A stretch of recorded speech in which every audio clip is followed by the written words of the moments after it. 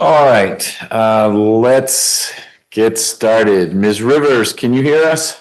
Yes, I can. Good afternoon.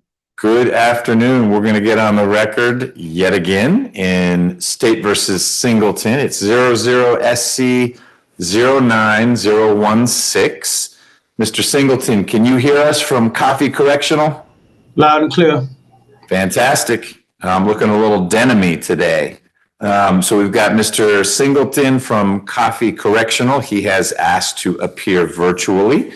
Help me remember, we do need to talk about if Mr. Singleton is going to testify next time we convene, whether that's virtual or in person. But that's not today. Mr. Hort is here on behalf of Mr. Singleton, and Mr. Armstrong is here for the state.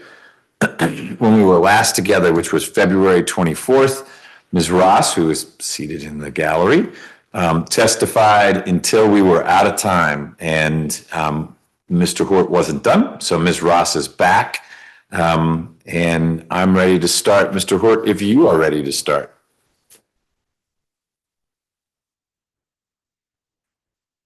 I could have 2-3 minutes to do a quick bathroom break. Okay.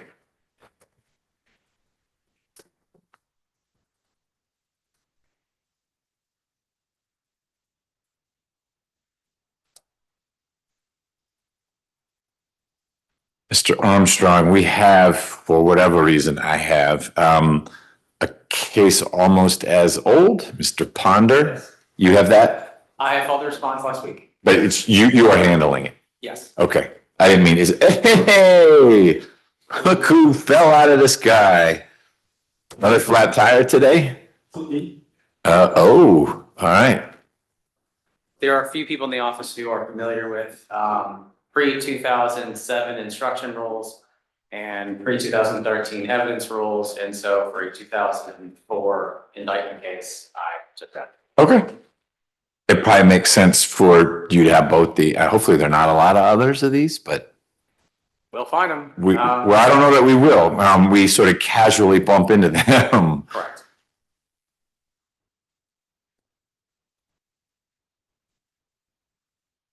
That one seems a little simpler, but we'll see.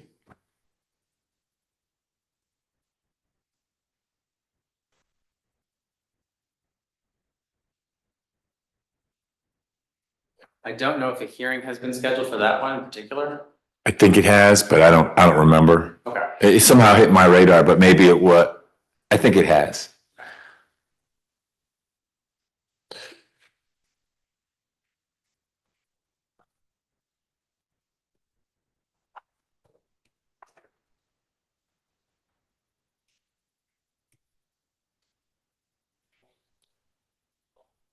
All right, so to set the stage, Ms. Ross had not completed her testimony. She was still being questioned by Mr. Hort, and we need to see if the state has questions for Ms. Ross as well. And then I think you had indicated, Mr. Hort, you had an investigator, not yours, but someone maybe who had either worked, I think, for the conflict defender.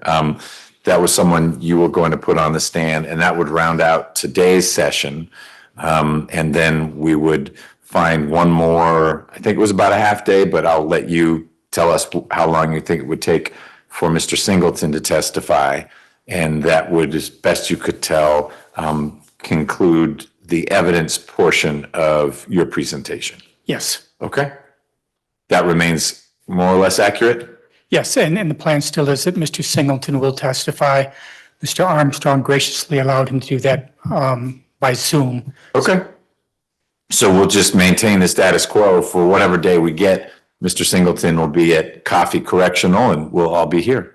Yes. Okay. All right.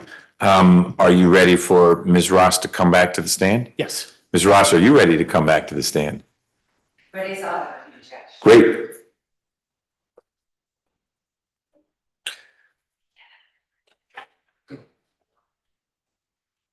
All right, I'll have you sworn in. You were under oath, but so much time has passed. Let's just do a refresher and we'll go from there. You swear affirm testimony, you say you accept the truth, the whole truth, and nothing but the truth, so help you God. I do. You can take your seat. Thank you. For the record, state the full name and spelling. Sheila Ann Ross, SHEILAANNROSS. And I'm trying to remember, I'm not seeing Mr. Singleton. Is that the norm? Well, there's really not a norm for this case, but there's Mr. Singleton. Okay, thank you. And Your Honor, I would ask that the record reflect that Mr. Armstrong and I sent to Ms. Ross the Fulton County and Clayton County jury trial transcripts, the 2 July 7, 2000 Waters statements, Waters November 28, 2000 statement, and the transcripts from the September 11, 2000 Merez bond hearing, the November 15, 2000 Singleton bond hearing, the November 28, 2000 Merez bond hearing, the November 28, 2000 Waters plea, the November 28, 2000 case management hearing, and what we could get online with regards to the state's motion in limine. That's quite a reading list. Yes. Okay. We'll see if anyone did their reading. We would move to admit into evidence Defendant's Exhibit W, which is the first Waters July 7, 2000 statement, and Defendant Exhibit X, the second Waters July 7, 2000 statement. Do you have copies of those for me? Yes. And those are handwritten statements, or you wrote out what's on a recording, or what is their original format? They appear to be typed statements by either Detective Martin or someone in his behalf. Oh, that was back in the day when, okay, right, I remember that format. And Your Honor, if I have no objection to anything like that coming in for the purpose of this was in discovery. But I also wanted to point out that Mr. Hort last time asked for the 4 recordings that I were able to provide last time. Those 2 recordings are on here. And so I have a thumb drive for each of the 4 for Miss Rivers. I thought she was going to be in person, but should I return that over to Your Honor or Miss Rivers? To me, I'll get it to her. We see each other occasionally.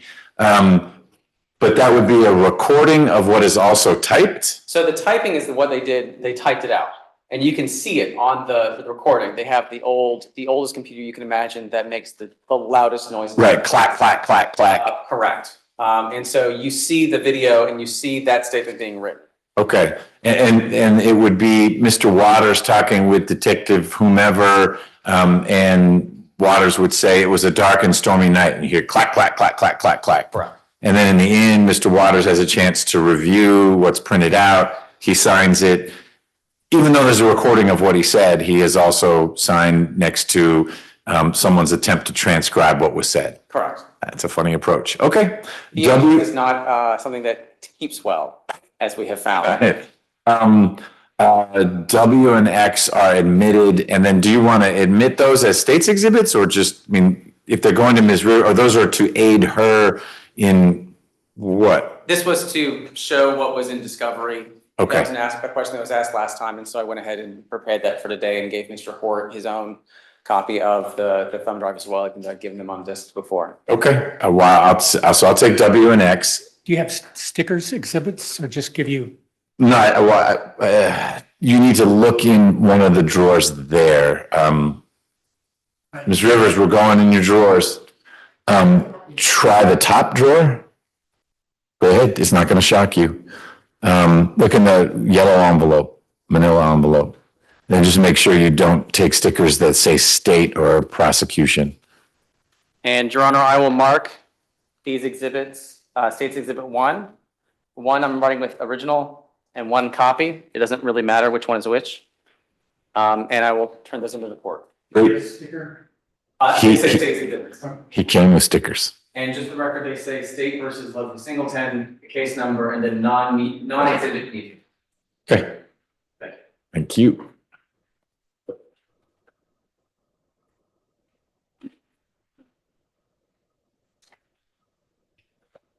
That's some powerful Sharpie you put on there. It was only about an hour ago. So It's still fresh.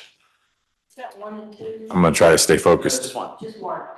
It's 2 copies of it because the court will need 1 for. All right, W and X. Thank you. And Mr. Armstrong, did you also want a copy? No. Any objection to me giving Ms. Ross a copy? No. And I am trying to, Yes, yep. Hold on, our witness needs reading glasses.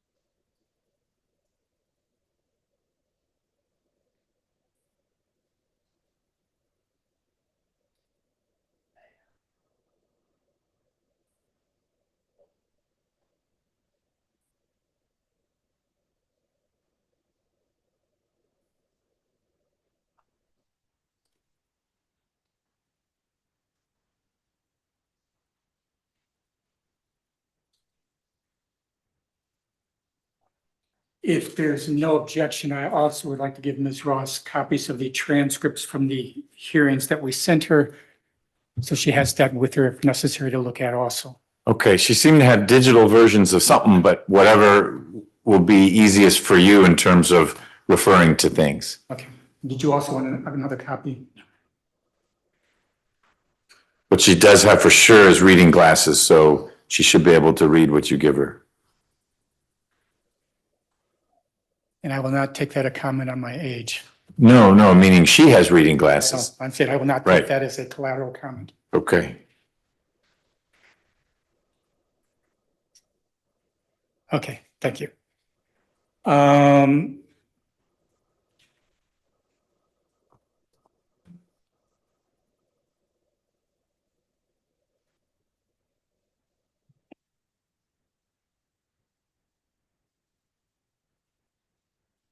We're ready for you. I was, Oh, she could be there all day reading through all that. So you should direct her towards one if there's one you want to start with. thank you. Ms. Ross, for the record, would you acknowledge receipt of the subpoena our investigator sent to you through your office? I never got the subpoena, Your office, remember? your office never turned it over to you? No, they just, I learned that you tried to serve me when I was out of the state in February. So I showed up here when I got back from vacation. Okay, And you have not reserved me. I just showed back up again because we continued. yeah, and I apologize. I thought by sending it to your office, they would give it to you. I was out of town But until, when you came back, I never went back into the office. I came here Objection, Your Honor. first. It's irrelevant whether she's subpoenaed, she's here. Okay, we don't, yeah, this is a slow start. Let's dive into the substance. at our last hearing, it was brought out that you talked to Mr. Armstrong after we sent you the subpoena. What was said during that conversation or conversations?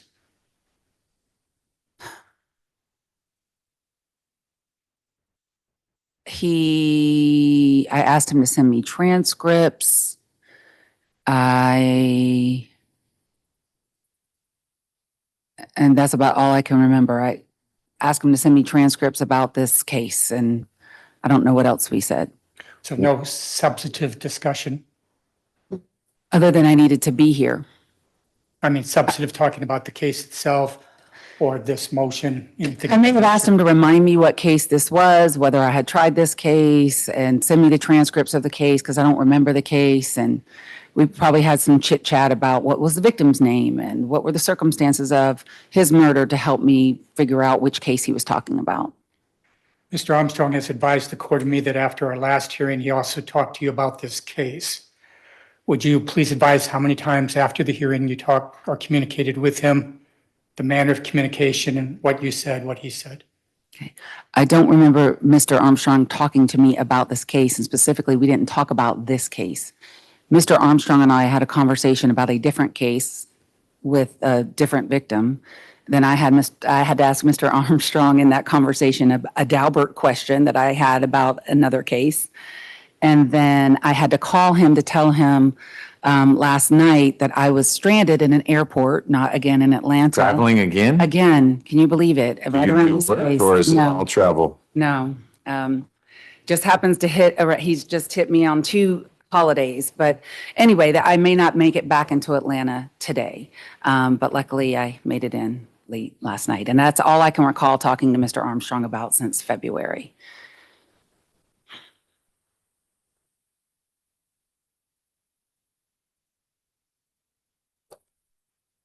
We're grateful you made it back. Thank you, Judge. I was very worried that you might issue a warrant for my arrest if I didn't. We're trying to find a witness for next week. You'd be off the hook. Mhm.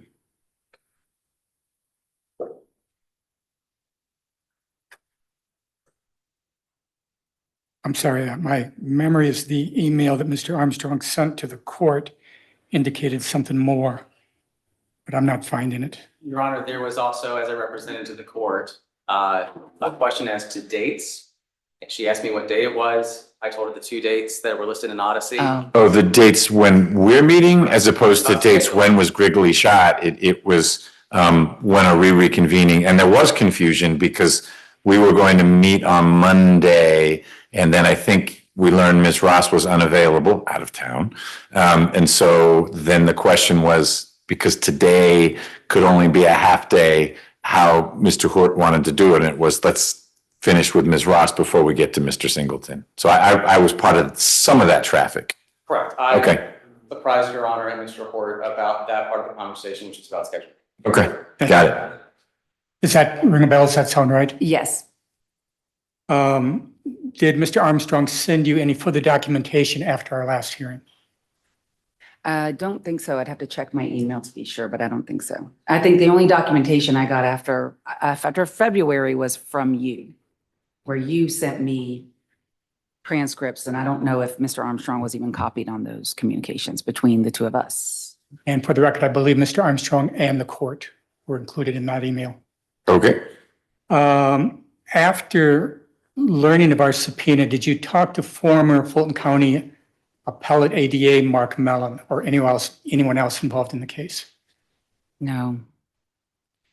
Yeah, Because I should disclose, I didn't even think about this. I bumped into Mr. Mallon in the Kroger grocery store since we were last together. Didn't recognize him at first, but he said hi, and then I figured out who it was.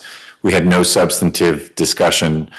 I told him you were looking for him. I didn't name you by name, but I said your name came up in a case I'm working on and someone's looking for you. That was it. I did not subpoena him. Thank you. I also would ask Mr. Armstrong if he has talked to Mr. Mellon or communicated with him about the case. As somewhat mentioned by the court, before the last hearing, our investigator talked to him about the case, the upcoming hearing, emailed him a subpoena. He did not return the proof of service and did not show up for court. Now he is not responding to our phone calls, voicemails, emails. And when our investigator went to his home/office, he found out that he had sold the unit last December. And since Mr. Armstrong talked with Ms. Ross, I'm also curious as to whether Mr. Mellon reached out to him or if he talked to Mr. Mellon. All right, so a couple things. One, we have Ms. Ross on the stand. And so if you want to table that, we can talk procedurally without keeping a witness on the stand about that. It's a fair inquiry. I will add, Mr. Mallon looked very, very not well. So I don't know that he's necessarily plugging in with anything right now. But Mr. Armstrong can give us an update. We've got Ms. Ross on the clock, so let's work through your questions for her. And then I'll gladly engage on the Mallon matter when we let Ms. Ross go. Okay, thank you. Okay, first question. Anything you want to change in your testimony from the last hearing? No. Has your memory been affected by the 22 plus years passage of time? My memory of what been affected? What happened in the Singleton case, the Waters case, the Merez case? I would say my memory would be better 22 years ago than it is today. Thank you. Before this case, did you have a prior working relationship with Detective Martin?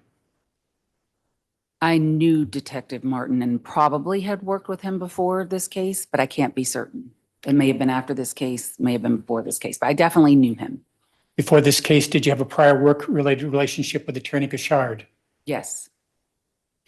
What about Gashard's second chair, Susan Wardell? Did you have a prior work-related relationship with her. Yes. Did you know of her expertise in juvenile behavior and mental health issues? I knew her to be a good lawyer who dealt with juvenile issues. I don't know what expertise she had, but yes, I knew her for that.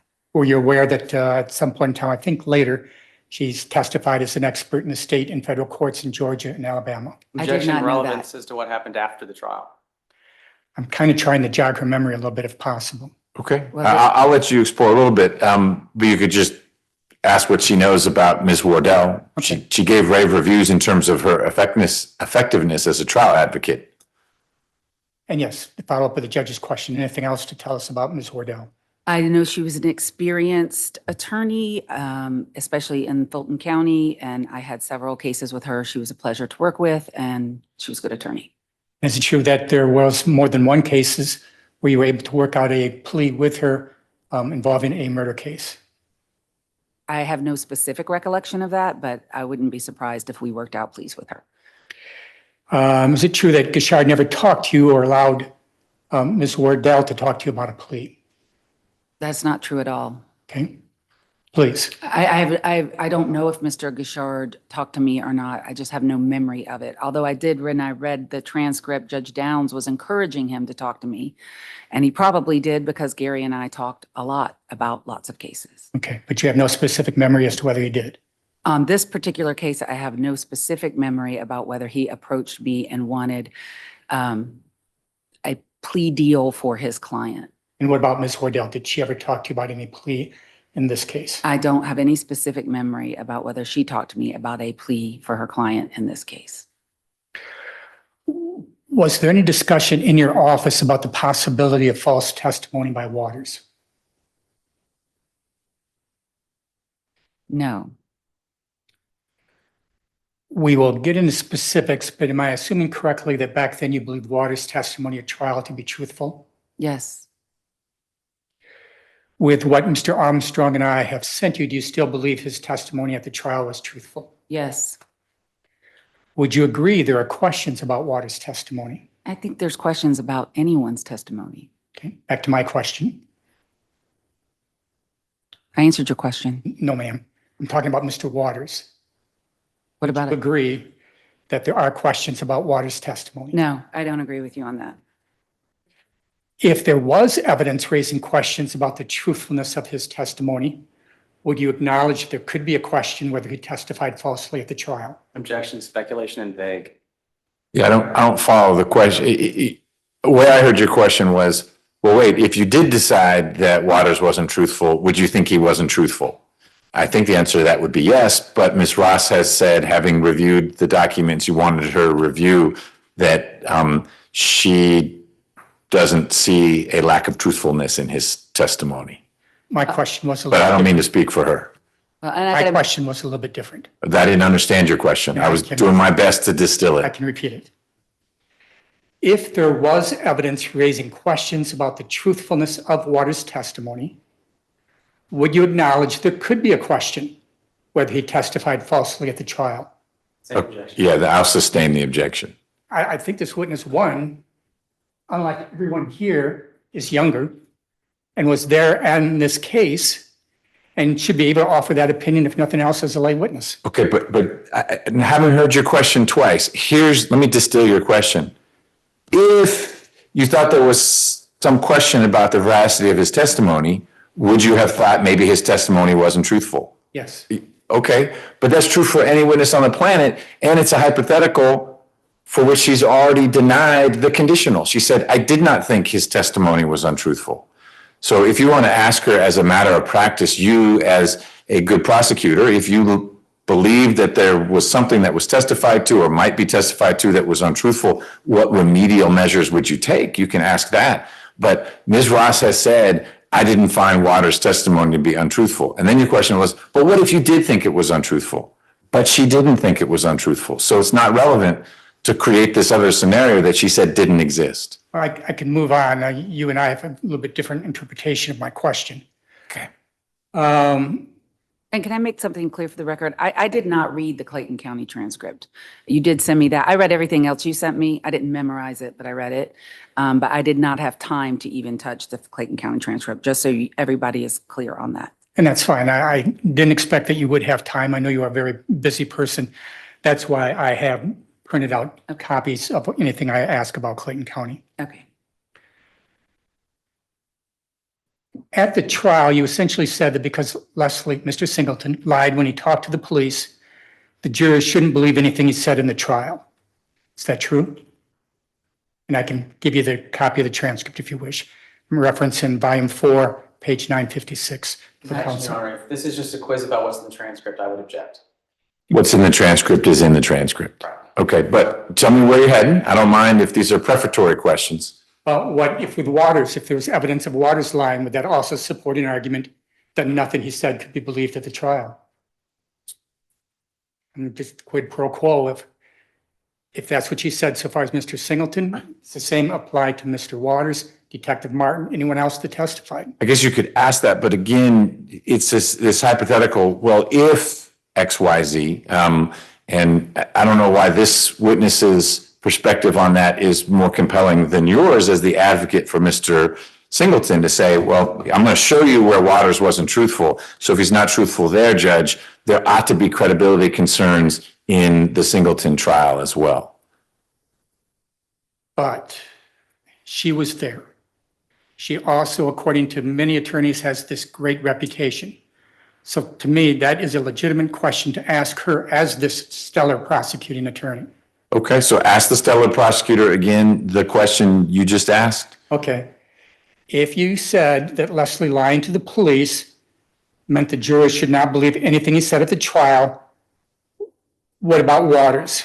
Would evidence of Waters lying also support an argument that nothing he said could be believed in this trial? Okay, I'm going to let her answer the question so we can press forward with this. Thank you. No, because not all lies are the same. And I probably explained that in my closing argument.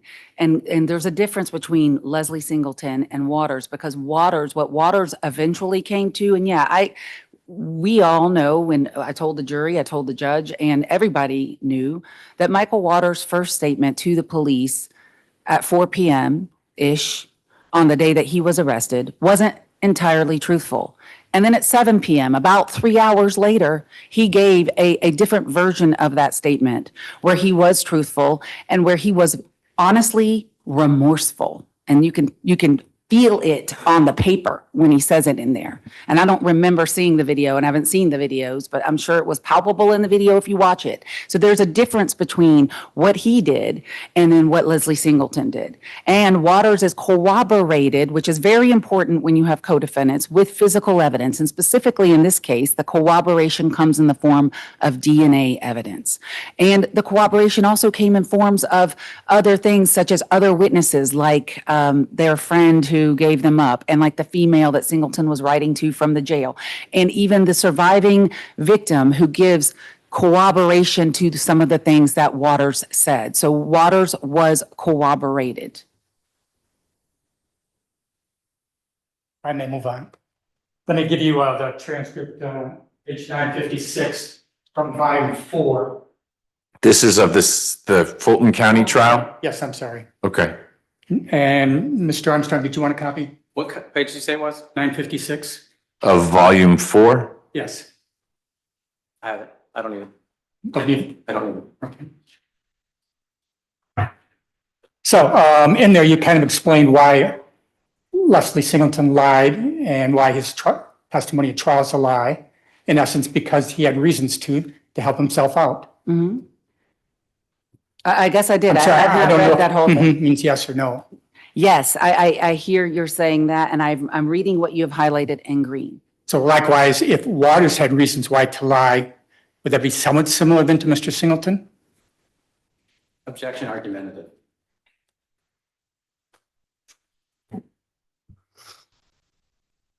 Sustained. Okay, you mentioned, but let me ask the question. You agree that Waters' first July 7, 2000 statement was not truthful? Was not entirely truthful, correct? What about Waters' second July 7, 2000 statement? Was that entirely truthful? From my memory, And you have it right in front of you, wish to look. yeah, I Is it one of the letters? No, it's one of the exhibits. It's either W or X. Right, I'm sorry, when I meant letter, I meant lettered exhibits. Oh, So yes. it's either W or X. It's X.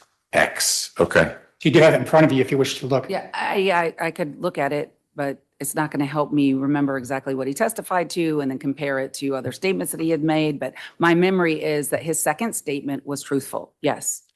What about Waters' November 28, 2000 statement to you? Was that completely truthful? To my memory, that statement was truthful. And again, I can give you a copy of that if you wish. No, you had me read it last time.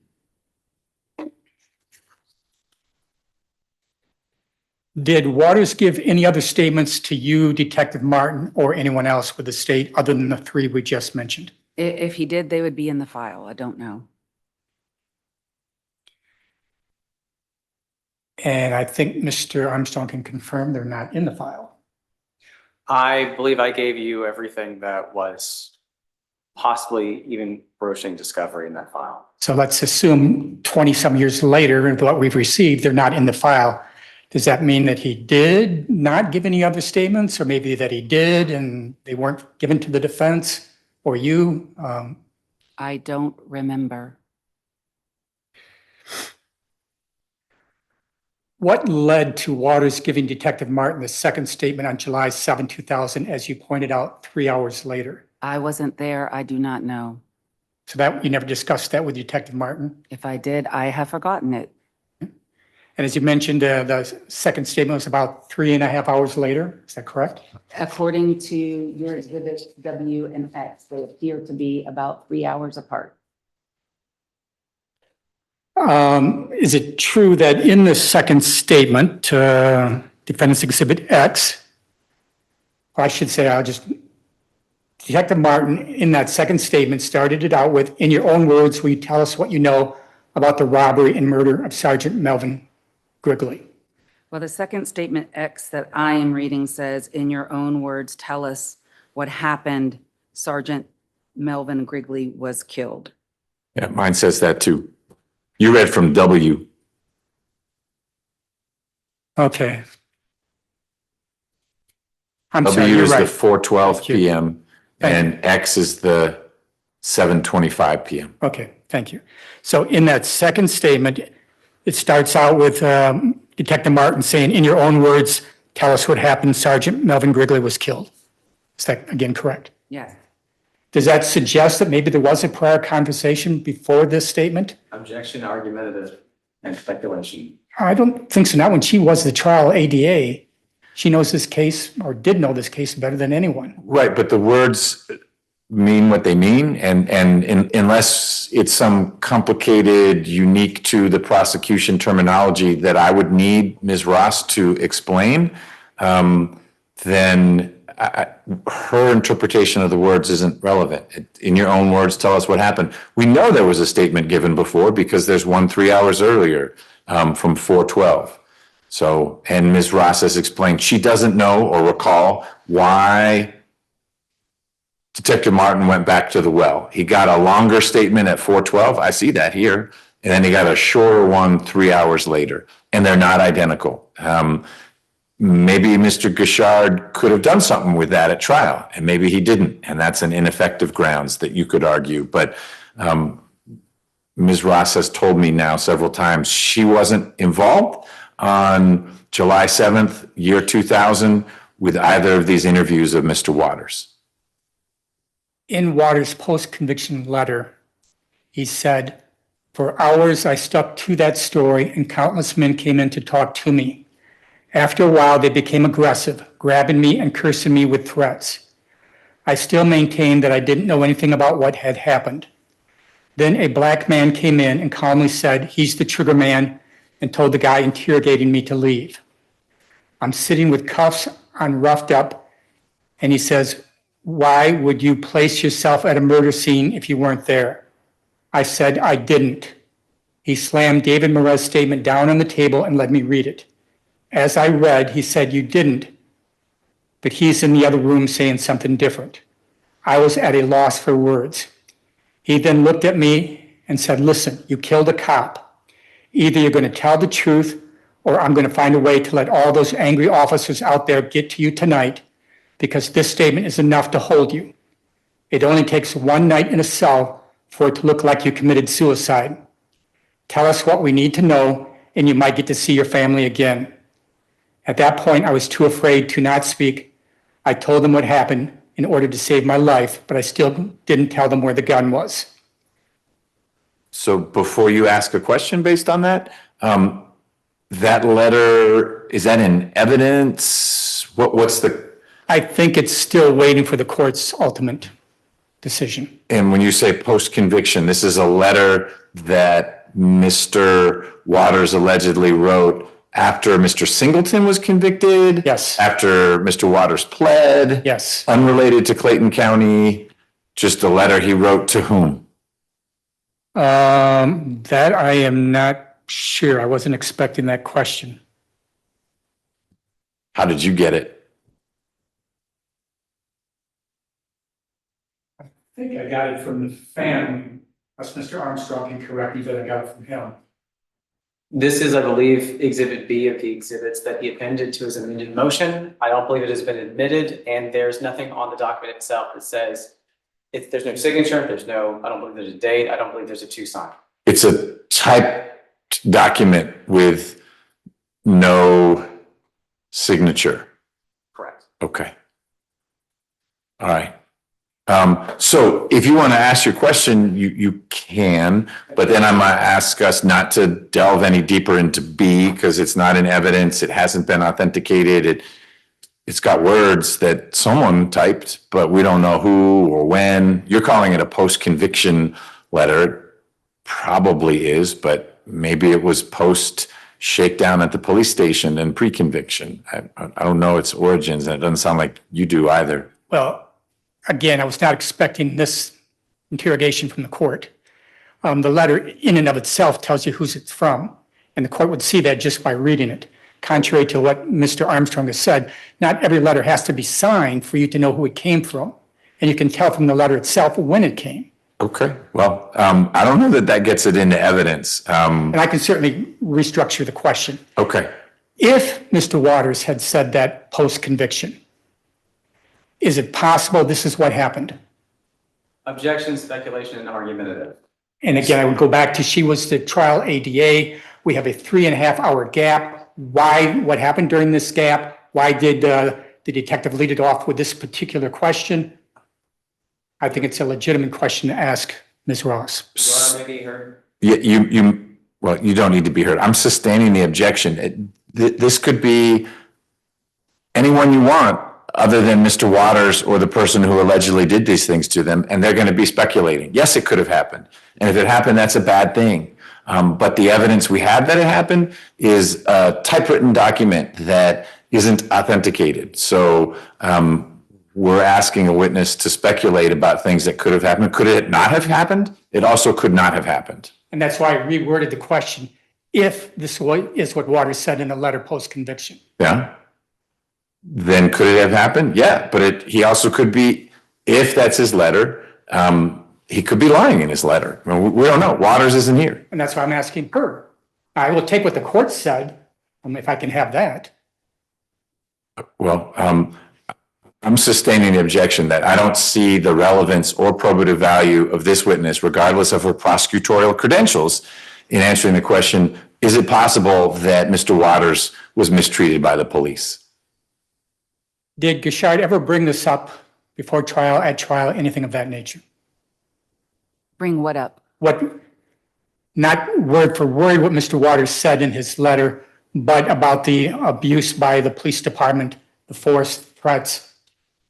Did that ever come up in any conversation? Or did Gishard raise this at the trial in any way, before or after? Well, whatever Mr. Gishard did or did not do in the trial would be in the trial transcript. And We are missing transcripts, so that's why I'm asking you. are you missing the trial transcript? We are missing the first day of trial. We're also missing what we think would have been a hearing on the motion to suppress. We're missing the SB 440 hearing. So yes, we are missing multiple transcripts, which again is why I'm asking you. Your Honor, I don't believe the first day of the trial is missing. Well, regardless, what I heard the question to be is, did you and Mr. Gishard ever discuss this? And Ms. Ross answered, well, it would be in the trial transcript. I heard the question to be broader. Mr. Gishard could have before trial, at a break-in trial, and maybe not in front of the judge and the jury, shared a concern, if he had a concern, to see what the state thought before he tried it out in front of a jury. I was That's in the true. I middle did of- ask it both ways. Well, that's why I was in the middle of my answer. If he had brought it up at trial, it will be in the trial transcript. I have no recollection of Mr. Gishard talking to me about alleged police abuse on behalf of a co-defendant who was testifying against his defendant, because Mr. Gishard represented Singleton. I have no recollection of Mr. Waters' attorneys, and he had 2 attorneys, ever bring this up to my memory or to my attention, that Mr. Waters was abused by the police department. So I have no memory of any attorney bringing this to my attention. Who is Mr. Waters, if you remember? One of his lawyers has testified here. I didn't know he had a second lawyer. He had a female, so Tony Mathis was the male attorney, and there was a female attorney who I didn't work with frequently, and I cannot remember her Okay. name. But For she the record, I'm made, not sure if she was actually the attorney or if she filled in for Mr. Mathis on one day. but she made Okay. an appearance once or twice. Okay, but the main lawyer for Was Mr. Waters was Mathis. Okay, and that's who we heard from. Did this ever come up in your discussions with law enforcement, Detective Martin or anyone else? No, Do I then assume correctly that you believe Waters' post-conviction letter and the affidavit, defendant's proposed exhibits B and C, were not truthful? I don't know what you're talking about, so I have no Right in front of opinion. you, ma'am, if you wish to take a look. B and C. No, you have a transcript. And Mr. Waters' original statements to the Fulton County Police Department. That's X and W. I don't have this unsigned paper that you have just read from. Again, you are right. So here is defendant's proposed exhibits B and C.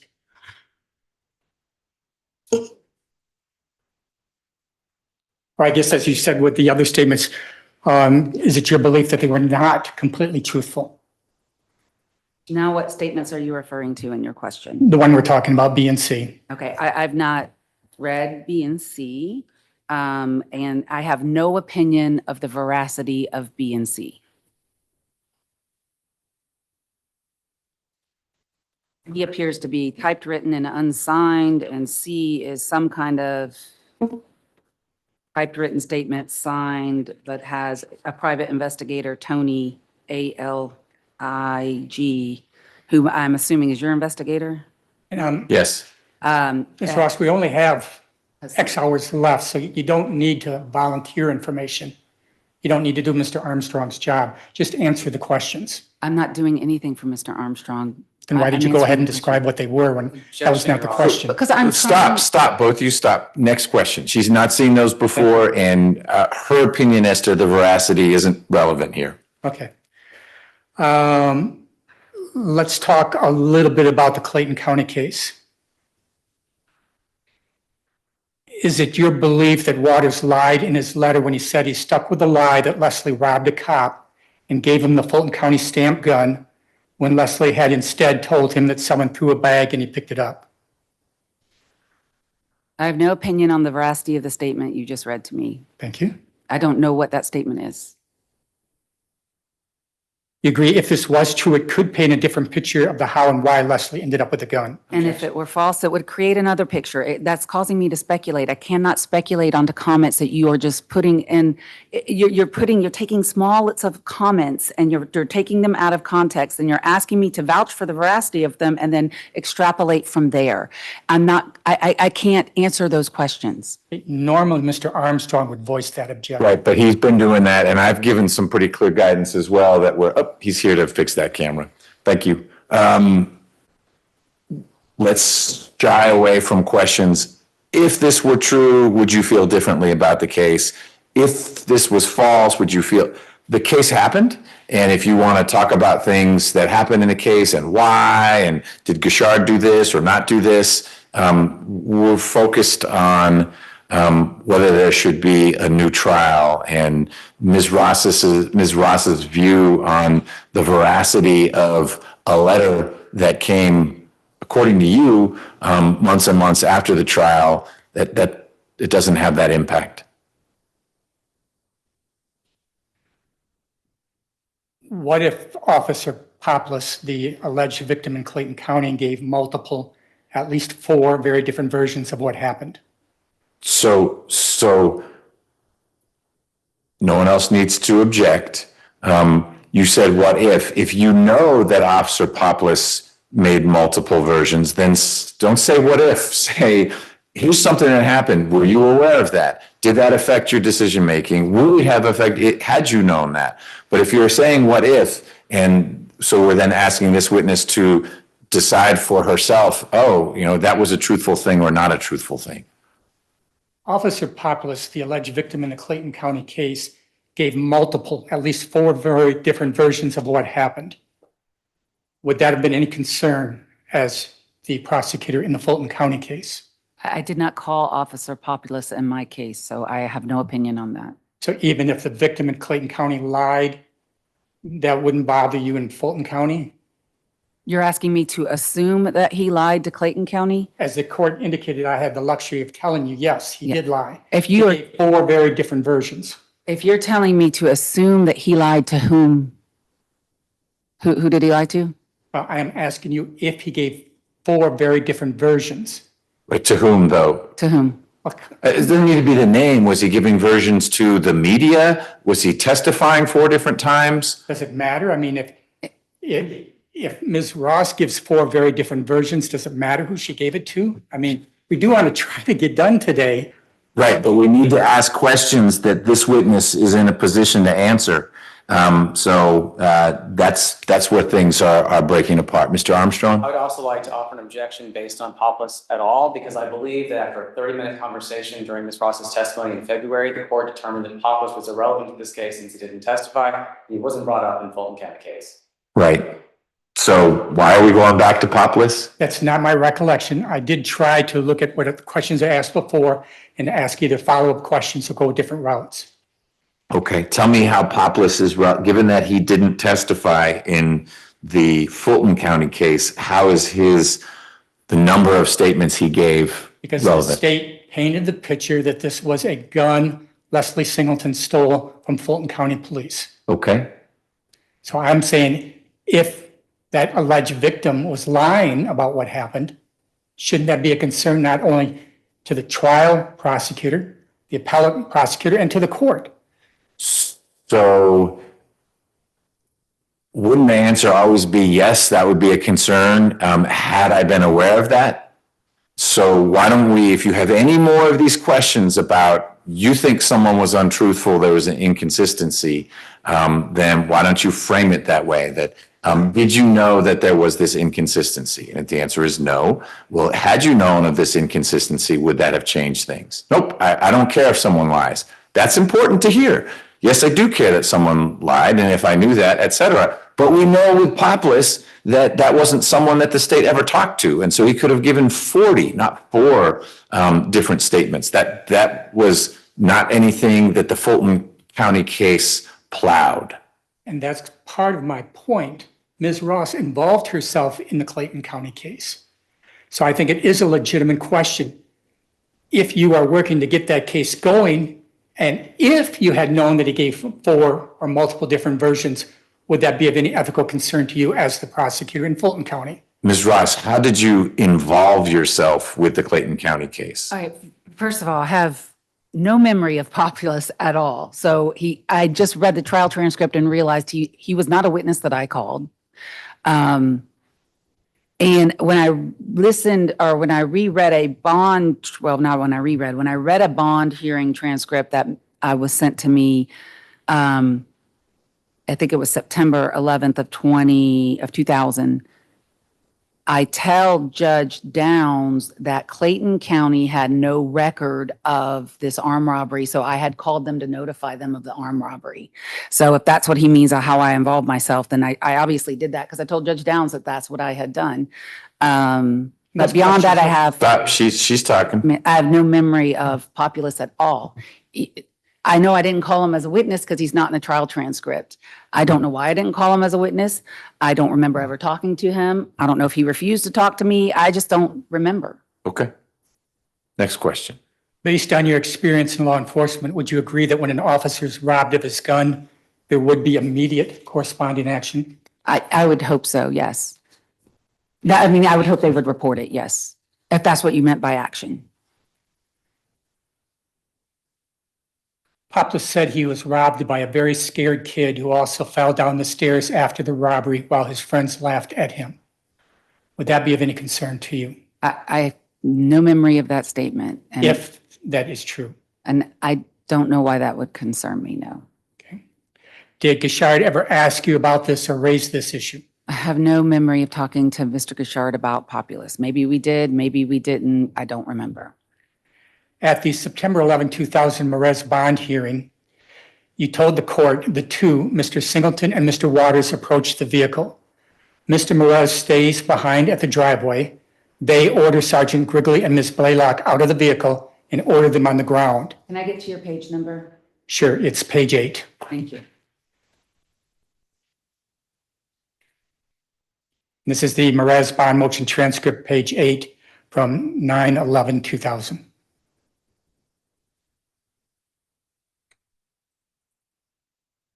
Okay, go ahead. Keep reading. What Okay. line are you reading from? I didn't write down the line. Okay. It says the two, Mr. Singleton and Mr. Waters, approach the vehicle. Mr. Merez stays behind at the driveway. They order Sergeant Grigley and Ms. Blaylock out of the vehicle and order them on the ground.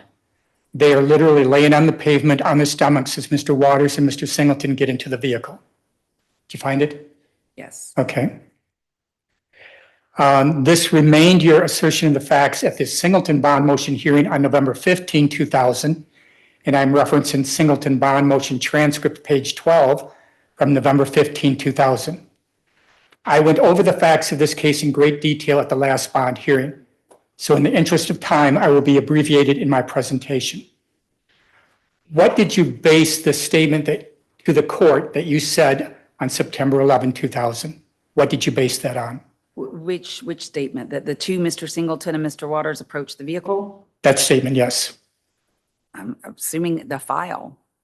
It would have had to have been the file. Okay. That's all I would have had. It's on September 11th. By 2000, I would have had the file. What you told the court, was that a true recitation of the facts? Which part? Yes, all of it. He stays behind at the driveway, at least in this moment. I'm telling her the facts are going in my own, yes. At least in September. True that,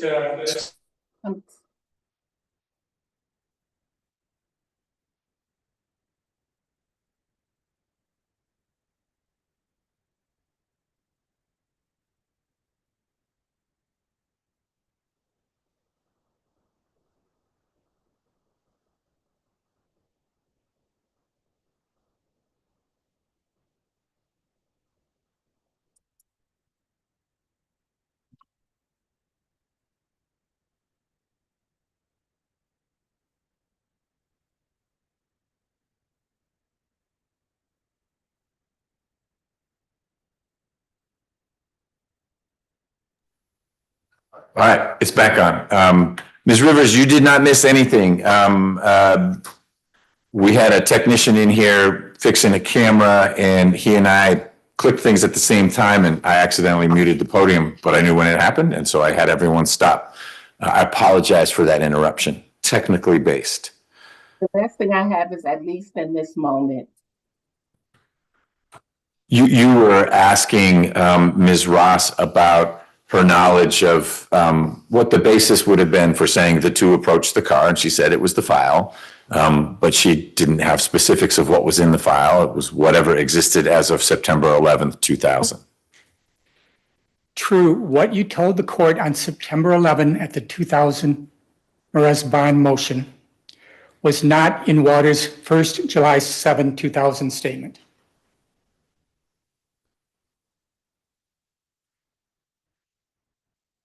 I had his statements. I had Leslie Singleton's statements. I had Mears's statements. I had statements from other witnesses. So the information that I told the court was true information based on the information that I had in the file. I didn't have just Leslie Singleton's statement. I didn't have just the defendant's statements. Like I had other people's statements. I also had the surviving victim statement. Back to my question, if I may. I don't know if it's in Mr. Waters' statement. Okay, well, you have them right in front of you if you need to look. Which of his statements? He's got W, X, and B, which is not in evidence that you attribute to Mr. Waters. Well, let's start with W. True, what you told the court on September 11, 2000 was not in Defendant's Exhibit W, which is the statement on July 7, 2000 at 4:12. Okay, so do you want me to see if lines 8 through 13 on page 8 of September 11th, which is that Mr. Singleton and Mr. Waters approach the vehicle. Mr. Mears stays behind in the driveway. They order Sergeant Grigley and Miss Flaylock out of the vehicle and order them to the ground. They are literally laying on the pavement on their stomachs as Mr. Waters and Mr. Singleton get into the vehicle. You want me to see if that's in either one of his statements to the police? Let's look first, the first one, July 7, 2000. Stop for 1 second. Mr. Armstrong. I object because this is a quiz about what's in the statements. The statements are here, they're in the record. I don't see why we need to have Ms. Ross scan them to find this information in there. If it's not in there, he can argue that to the court at the end of the case. Right. I have the same question, is that these are I can tell you it's not in there, but at least certainly not word for word, but the statements also evolve. So why are we having Ms. Ross serve as the narrator of what is your argument? One, she was the trial attorney. Two, we do not have all of the reports, whatever, from back then. So to me, the best question is to ask her. She said it's in the file. I disagree. I don't think it's in there. Certainly Leslie Singleton didn't say that. Certainly Michael Waters didn't say that. Okay. But to your point, you may be right. I don't have all those documents in front of me, but if you know that W doesn't contain the gist of what Ms. Ross told Judge Downs at that bond hearing, it's not helpful for anyone to have Ms. Ross pour over, of course they don't know, 7 pages to see if it's in there. If you know it's not in there, it's not a gotcha thing. And Ms. Ross is saying the right thing. I don't know. I'm sure Ms. Ross read this back in 2000, but here we are 25 years later. And the problem with that is she said it's in the file. I'm saying it's not. I'm hoping by her actually looking at the file, she'll, ooh, maybe I made a mistake, or what, maybe it wasn't in the file. Okay.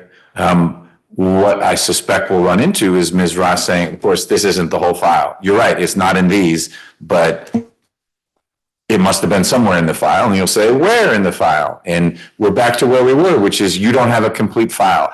That is one of your grounds for a new trial. How can you mount a meaningful appeal if the whole file doesn't exist anymore? Because the easy way out is to say, well, she said it was in the file. End of story. Okay. Appellate courts do that. All right. To answer the question, at least in X, your statement marked X, which is the July 7th, 2000 statement of Michael Waters dated or timed at 1925. Me, Michael Waters, David Mears, and Leslie Singleton were walking around and we were supposed to go robbing. So we walked across 2 people in the car arguing in a BMW. So Leslie said, let's get this car. I walked up to the car. I told the people to get out on the ground. I said if they cooperated, I would not hurt them. Leslie ran and jumped in the driver's seat, and I went in on the passenger side, and Dave waited on the end of the street. So would you? So now we're going to have a back and forth about that's not exactly what she told Judge Downs. It's not exactly, but I see that, and you can make that argument because you've got that language. I'm sorry, I keep getting back to everybody tells me what a great stellar reputation she has, and she won't even acknowledge what you are acknowledging. It's frustrating that this great prosecutor. Okay, stop with the great prosecutor part because I don't feel like you're saying that sincerely, and I don't want you to go there anymore because of that. This document says what it says. It's not the same as what Ms. Ross told Judge Downs in a bond hearing that is not the trial. I'm not quite sure what that has to do with ineffective assistance or the ability of an appellate court to effectively review what happened in this trial because of the passage of time, which is really why we're here. When we get down to where you're going to get traction or not, it's not, did Ms. Ross accurately synthesize what was in X? It would be, there's more in the file than X, and you don't have it.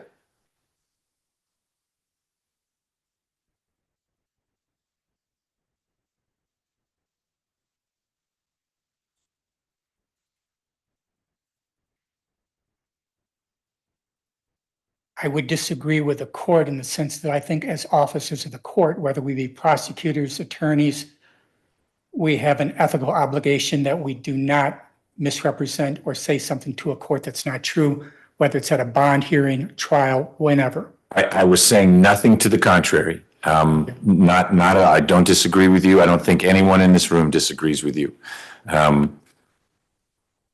X is inconsistent in parts with what Judge Downs heard, but it's very consistent in parts. And so here we are. I don't know how that makes a new trial more or less appropriate for Mr. Singleton, that X supports in part what was said at a bond hearing, not to the jury that found your client guilty.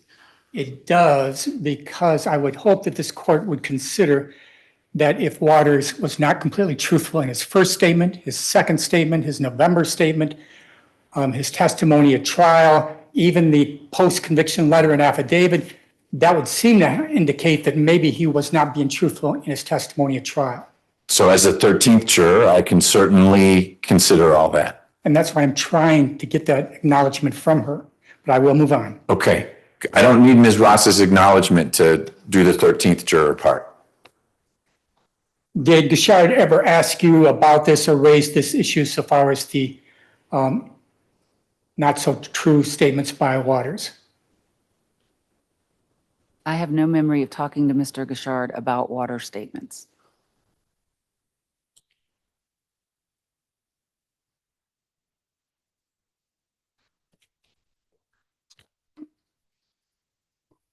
At the beginning of the November 28, 2000 statement from Mr. Waters to you, and I'll give you a copy, which is Defense Exhibit Y, that has been admitted. Did you need another copy? Can you tell me again what Y is? It's the Waters November 28, 2000 statement to Ms. Ross. Okay, thank you. And it has been admitted. I don't know if the court wants another copy right now. I have a copy. Thank you.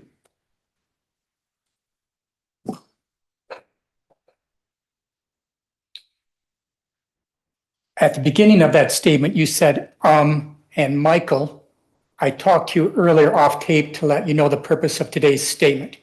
And I'm referencing that statement, page 1. Was anyone else in behalf of the state involved in this pre-statement off-tape conversation you had with Waters? I think you asked me this last time. We were in Judge Downs' courtroom, and it would have been myself, Mr. Mathis, Ms. Williams, and Investigator Martin, meaning we all talked before we did the tape. So, yeah. And was the purpose of this doing so as to what his statement would be and what his testimony at trial would be? I think the purpose of doing so is that we usually would introduce ourselves to people before we start recording them. So I had not met him before. I didn't know him because he was a defendant charged with murder. I can't speak with him to him without his attorney present. So this would have been my first time to actually talk to him. And so that's what we would do back then. To now everything's body cam, so just rolls. It's different. I'm just curious why you called him Michael. It seems like somebody who murdered a police officer, you wouldn't be calling him by his first name. I try to be respectful to criminal defendants, no matter what they're charged with. He's a person. He has a family. His name's Michael, so I called him Michael. I don't want to go down that route to say, okay, so I can call Judge McBurney Bob because. Objection, Your Honor. This is not a You, question. you are going down that route, even though you said you didn't want to. So I'm sorry, next I question. could not Hard to resist. resist. So it was, why didn't you record that? Why didn't I record what? The off-tape conversation. I just explained that to you. We introduce ourselves and then we started the recording. That's usually how we did things then. I don't even have a specific memory of this recording. So I can't tell you why. So there's no substantive discussion beforehand? We try not to do anything substantively that's not recorded, no. Sometimes it does happen because sometimes the recordings break, but I have no exact memory of this actual recording. I can just tell you what my practices were. Did you know what he was going to say when you did the tape conversation? I knew what he said to the police, so I guess I assumed that that's what he would say. But would you agree that what he told you was not necessarily what he said to the police? No, I had specific different questions for him that were not contained in his statement to the police. Did Gashard ever ask you about this or raise this issue as to what was discussed in this pre-statement off-tape conversation? I have no memory of that, if he did. Is it true that Detective Martin was not truthful in his representation of the number of times he had contact with Mr. Singleton? With Mr. Singleton, Yes. I have no memory of what Detective Martin said about his number of contacts with Mr. Singleton.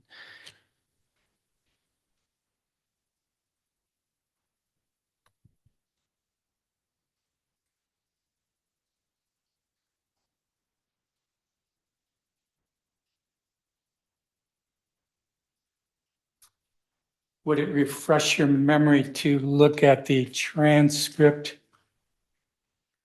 volume 2, page 581? The trial transcript Yes. might. Looks like it's line 17. Armstrong, did you want a copy? No.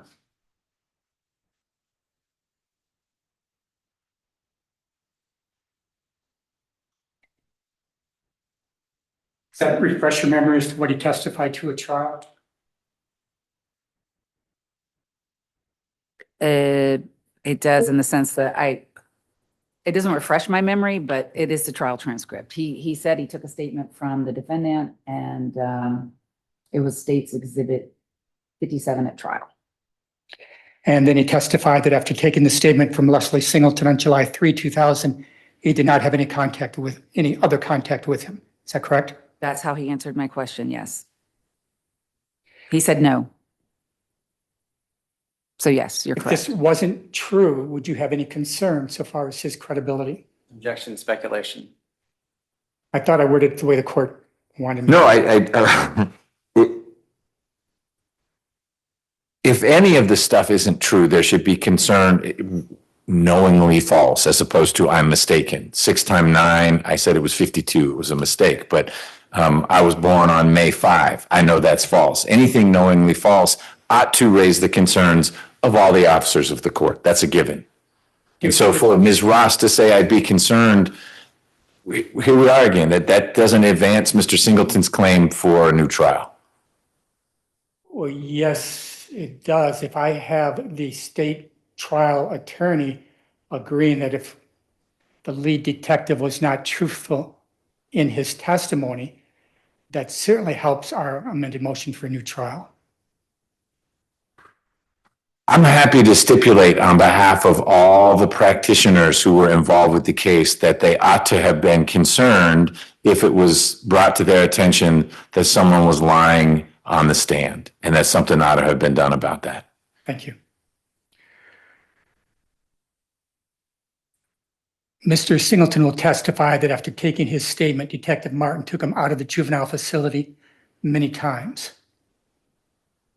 Are you saying that's not true? Objection. I would say that if he wants to ask, are you aware of this person taking this person out of juvenile court at any point in time? That's a proper question. It's a Right. fact question. Right.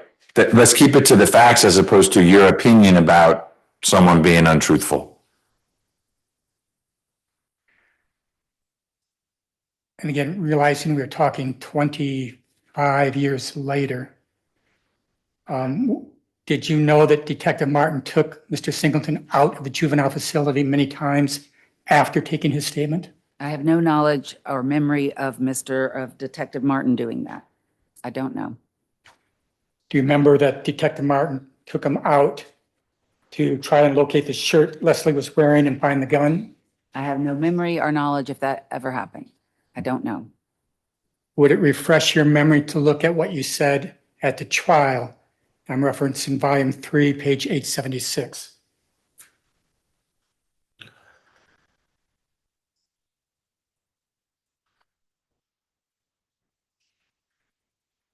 Did that help refresh your memory? Maybe if you let me see it.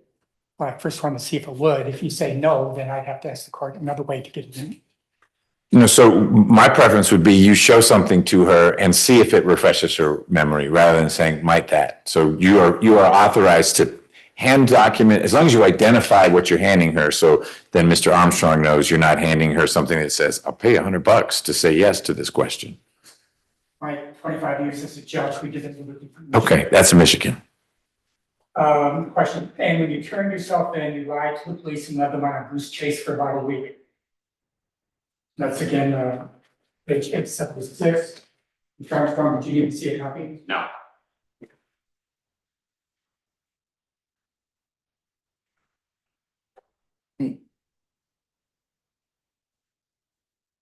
Does that refresh your memory that there were times where Detective Martin had contact with Mr. Singleton after taking his statement? No, because I don't know what I meant by a goose chase. So no, it doesn't refresh my memory.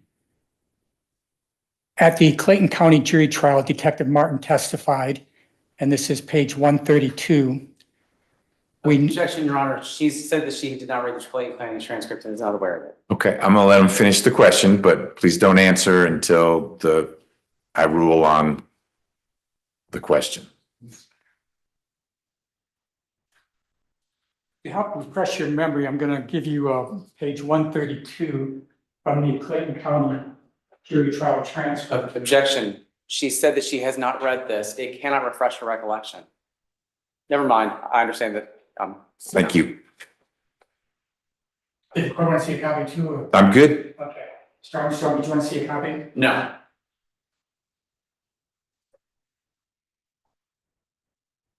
And this is refreshing Ms. Ross's recollection about whether Detective Martin took Mr. Singleton out of the juvenile detention center and interacted with him after the date of the known interview. After the statement. It could even be on the same day. Sure, but after. Yes. Okay.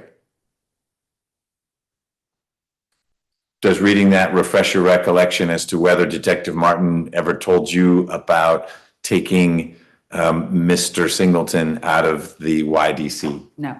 Okay.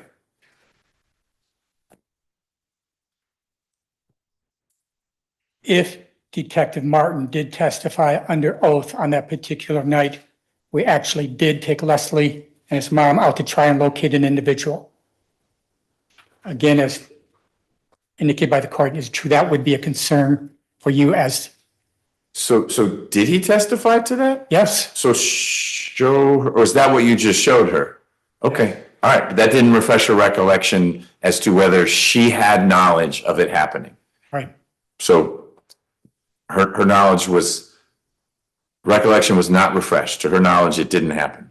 Well, I don't know if it happened or not. I have no memory of it. So Fair, No. more accurate representation. That's right. And now I'm going to give you page 587 from volume 2 of the Fulton County trial transcript. Does this refresh your memory as to whether Detective Martin had contact with Mr. Singleton after his statement? Question, did you observe Leslie Singleton's blood being drawn? Answer, yes. What did you do with Leslie Singleton's blood once it was drawn? Once the blood was drawn, I again hand-delivered it to the Georgia Bureau of Investigation Crime Lab on Pantherville Road in Decatur, Georgia. Does that refresh your memory as to Detective Martin having contact with Leslie after the statement? Mr. Armstrong, did you need a copy? No, Your Honor, but I'm concerned that You don't need these are copies. both information that relates to trial. It can't be said that it was hidden from the defendant if he testified to the blood draw while at the trial. That'd be before the jury. My objection is relevance. Well, I'm going to overrule it just right now. Mr. Hurt is on a mission to see if he can refresh Ms. Ross's recollection that the detective might have had contact. This is very different. It would be to take blood, and if there wasn't a warrant, I bet we would have heard a lot about that. It's not, I drove him around looking for a gun or a shirt, but we're in an appropriate space right now. I'm reading page 587 that you handed me where I asked, I guess, I'm assuming this is me asking, did you also have the opportunity to obtain a blood sample from Leslie Singleton? Answer, yes. Was this done through a search warrant? Answer, yes. And did you observe Leslie Singleton's blood being drawn? Answer, yes. Question, what did you do with Leslie Singleton's blood once it was drawn? Answer, once the blood was drawn, I again hand delivered it to the GBI, Georgia Bureau of Investigation, which seems to be 6 pages after the first page you handed me. So it refreshes my recollection that he did a blood draw on Leslie Singleton. So he would have had contact with Mr. Singleton after that statement. I'm assuming, when was what was the name of, or the date of the search warrant? Or the date of this? Can we back it up a little bit? I mean, what's the date of the search warrant? Can we assume that the search warrant was probably dated after he talked to Mr. Singleton? Well, we shouldn't assume anything. Right. If you don't have the search warrant, I understand Ms. Ross's point. Clearly, the detective had 2 points of contact with Mr. Singleton. If the search warrant for his blood was before the statement he took, then no, it doesn't refresh anyone's recollection that there was contact after. I'm with you. It makes sense that it would be after. Best evidence will be either transcript testimony about the date of the search warrant or the actual search warrant. I realize we're operating in an area where getting things out of the file is complicated because what remains of the file is not much. And I'm Actually, there was a large file. I gave it all to Mr. Hort after scanning every page of it. Okay, And the search warrants are in there. great. So it's knowable. And I'm trying to minimize the number of times we need to come back. So I guess I would ask Mr. Armstrong with his computer access if he can give us as to when the search warrant was. There's multiple search warrants, so I have to go through 18 One for pages Leslie. to find one. The search warrant for human blood appears to have been signed on July 18th, 2000. Okay. So you agree then that he did have contact with Mr. Singleton after the statement he took, I believe, on July 5th? July 3rd, he testifies that he took his blood with the search warrant, so that would have had to have been afterwards. Okay, so he did have contact with him. Afterwards, he did, yes. He would have had to have at least been present when the blood was drawn, yes. Well, can we assume, and maybe Mr. Armstrong can corroborate this, that Detective Martin is the one that got the search warrant, would have given it to the person? I'm sorry, assume what? Is it true Detective Martin would have got the search warrant? He then would give it to the person who was to be searched, which is all normal procedure, which would seem to suggest that he had contact with Mr. Singleton. That's in the, you already have the testimony from Detective Martin. I was there when the blood was drawn, so he had contact. Okay. Done.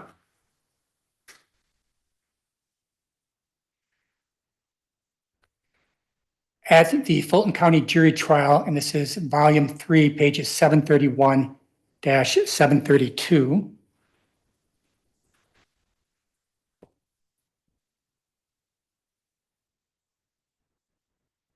I'm going to give you that to see if it refreshes your memory. Gashard, Askin, Waters. And then after that, Detective Martin. Stop for a second.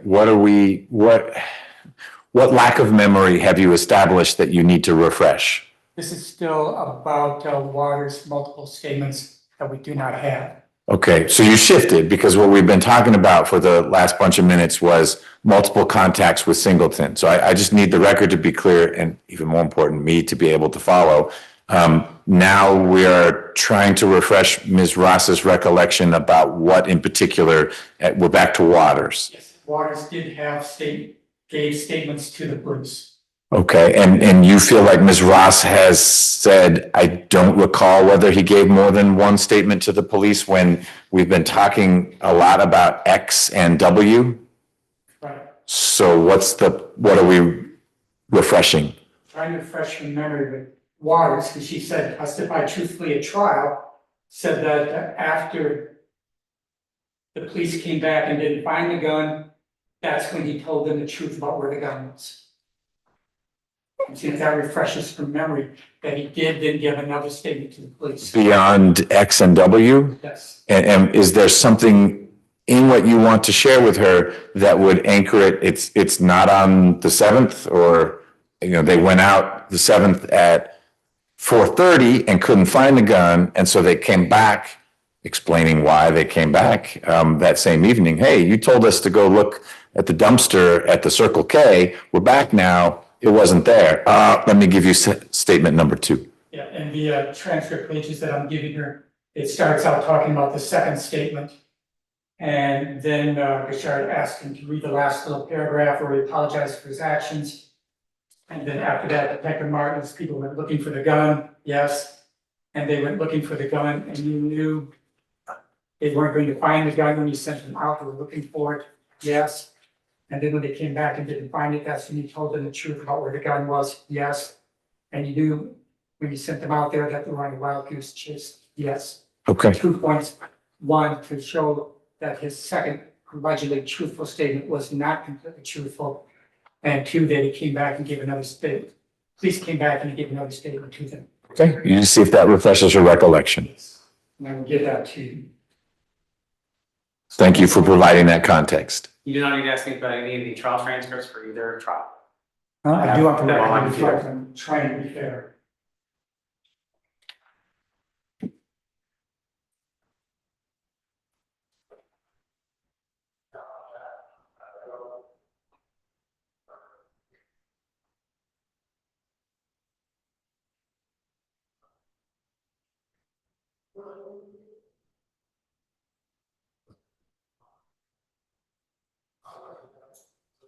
Okay, what is your question?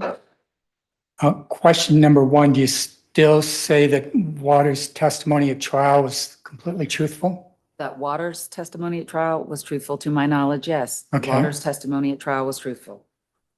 And would this affect Detective Martin's credibility if Waters said there was another statement and we have no evidence otherwise from Martin, anyone else, about that? So you gave this to her to refresh her recollection about whether there were other statements. You can ask that question and not, what are your thoughts about Martin's credibility? That would be an argument you make as you highlight, Martin said this, and the evidence doesn't support that. Ross said X, Martin said something different. This witness can tell you whether she now thinks, wait, yes, there should have been, or I know there was a third statement. This refreshes my recollection that after they went to look for the gun and it was a wild goose chase, then that's when we got what would be the next letter, Y. But I know Y is already an exhibit, and it's not that. Appreciate that, but I'm trying to give her the opportunity to say, well, maybe I wasn't completely right about so far as the truthfulness of his testimony. So I've let you ask that about Waters, but it really isn't germane anymore. His testimony was what it was, and Ms. Ross has explained how his statements evolved and ended at what she felt was consistent with the evidence and truthful. But you shifted over to Martin, and that's different. Okay. Moving on. If Waters said in his post-conviction letter, defendants proposed Exhibit B, I told them what happened in order to save my life. But I still didn't tell them where the gun was. They became aggressive again, throwing me around the room. Then they stopped and said that David told them where to find it. They took us to go where David said it was buried. They dug and dug but found nothing. At that time, a Caucasian officer began to punch on me in the back seat, trying to get me to tell them where the gun was. I kept my mouth shut and just cried.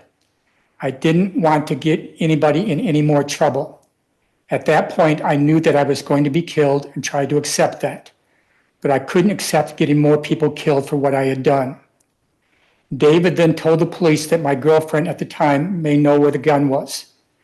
They took us over to her house, and she denied knowing and the officer snatched me out of the car and slammed me on the hood.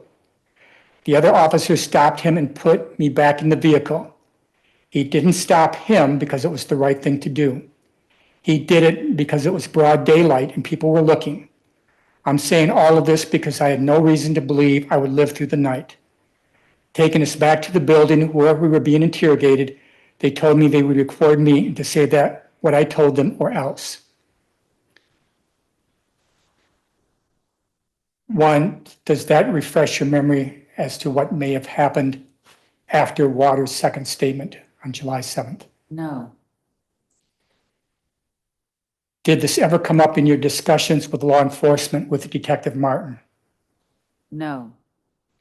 Did Gashard ever discuss this with you or bring this up at trial? If you brought it up at trial, it'd be in the trial transcripts. I have no memory of Gashard bringing it up to me outside of trial. Again, we are a little bit in disagreement as to whether there was a trial on March 1. You had a chance to look at that? I have no idea what we're asking about trial on March 1. Volume 1 of the transcripts in Odyssey. I don't know what we're talking about. Okay. Well, I'm again referring to Odyssey saying that there was, I think, trial on March 1. Well, that's not for Ms. Ross. And she's answered your questions about whether that refreshes her recollection about various things. In Waters' July 7, 2000, allegedly truthful second statement, Waters told Detective Martin where he had thrown the gun, the bandanas, the mask. And I'm referencing volume 3, 686-688 and 731-732.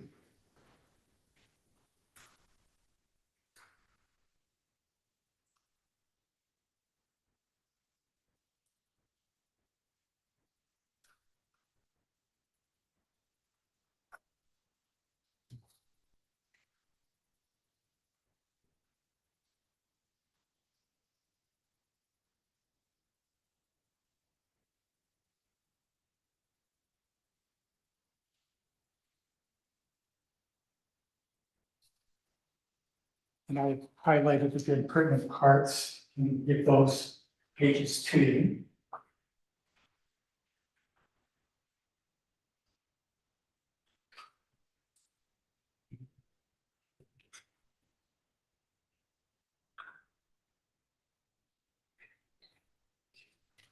Okay, what trial transcript is this? Fulton County.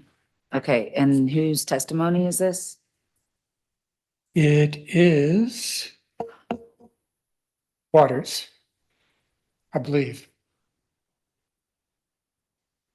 Let's try to nail that down. Okay, and I'm assuming it's cross because it's a leading question, so I doubt I would have gotten away with that. So We will this is talk about that Gary, later. this is Gary Gashard's cross? What is this? You need to provide a little more context than just floating in pages. Who's testifying, cross or direct? 685 should be Gary Gouchard's cross. Okay, and is it of Mr. Waters? Yes. Thank you. And so why does it matter who's asking the question if that's what the witness said? Because I'm trying to get a I'm context. talking to the court, ma'am. Okay, because she asked. That's why. She asked, what are you giving me? And she's entitled to know what you're giving her. And if you can't give the context of it, then don't present it to her. Well, as I tell my grandchildren, you're not in charge. The judge is. Okay, and I just amplified her question. So it's cross-examination of Mr. Waters.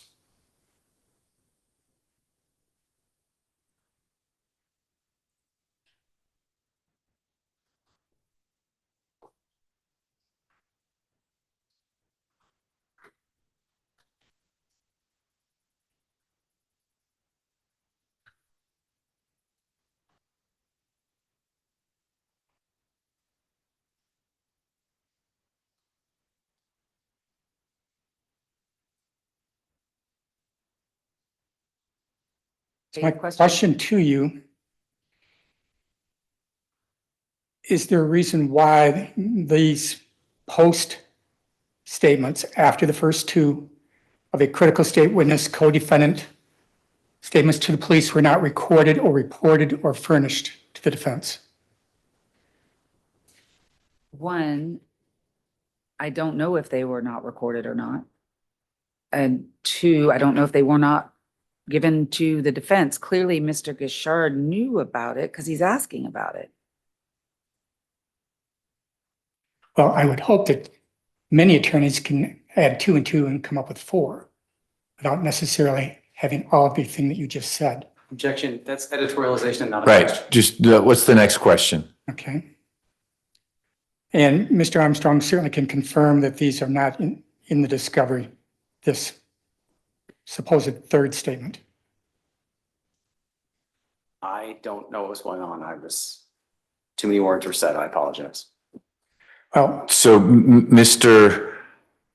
Hort has the unenviable task of sort of proving the negative, that this statement's not out there. This would be whatever third statement Mr. Waters gave, if he did give a third statement. And so he turned to you to say, you'd agree that the case file that exists, large or small, doesn't have a third statement of Mr. Waters to law enforcement. There is a third statement. That third statement is to Ms. Ross and Detective Martin. And so there's absolutely 3 statements from Mike Waters in there. If there's one where he tells them, I believe one of the people testified that he went with us to go find a gun or something along those lines. I'm not saying that that's exactly what they said. That's something that would not be ordinarily recorded from the old police cameras. And so I would not imagine that it being recording, but I do imagine they would probably write that in a police report. I Okay, have not reviewed the police reports recently for that information. okay. And I hear you that there is in fact a third statement. I think that's, I don't remember the letter, but this is the one where we were just hearing from Mr. Hort about, why didn't you record everything? You didn't turn the recorder on until after, and you called him Michael. I wasn't viewing that as the third statement to law enforcement, and technically I guess it is, but that was a witness interview that Ms. Ross did. And so there have been references to a third statement to Detective Martin where he told the truth. Not my words, this is how it's been described. And maybe that never existed. It could be like El Dorado. My memory is that that they did in fact get the gun from finding out from Mike Waters where that was. And it sounds like they drove around, which wouldn't be on recording. I don't have a recording of that. I don't have a written statement like X and Y Okay, or X and W. and I Got would it. just point out this third statement was almost 5 months later. It obviously was not the statement we're talking about here that happened that same night after the first 2. well, and that's why I push back a little bit. There is in fact a third statement, and it may have happened 5 months later, but there is a third document. So it would be wrong for me to leave here thinking X and W are the only ones. There's also, I'm gonna call it an interview, whatever, where it was Michael as opposed to Mr. Waters. But Mr. Armstrong helped me understand why he doesn't find it remarkable that there isn't X prime, which would be another formal sitting at APD if in fact they rolled around in a car and found the gun. But neither here nor there. I am acknowledging that you're working with what you've got, and it's hard to prove that something else is there if it's not in the file. Thank you.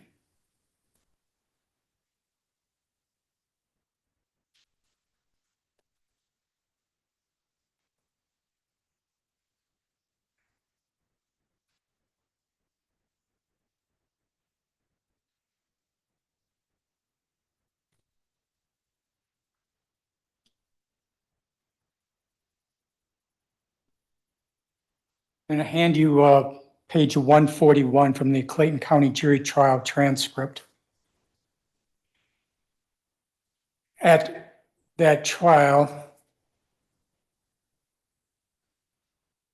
Detective Martin told the jury in response to the state's question, "And would you please tell this jury what Mr. Waters told you?" Answer: he stated the gun was taken in a robbery at some apartments off of a Riverdale road in Clayton County. That again is page 141 in Clayton County. And in view of the court's instructions, I just then would point out that this is not in the July 7, 2002 statements or the November 28, 2000 statement, the word specifically Riverdale Road. But what's your question for, what is this refreshing her recollection of or lack thereof?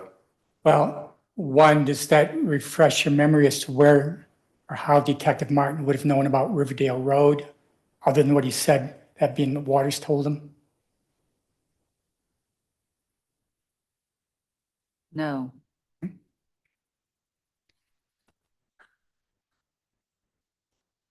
In the Clayton County jury trial, and it's page 139,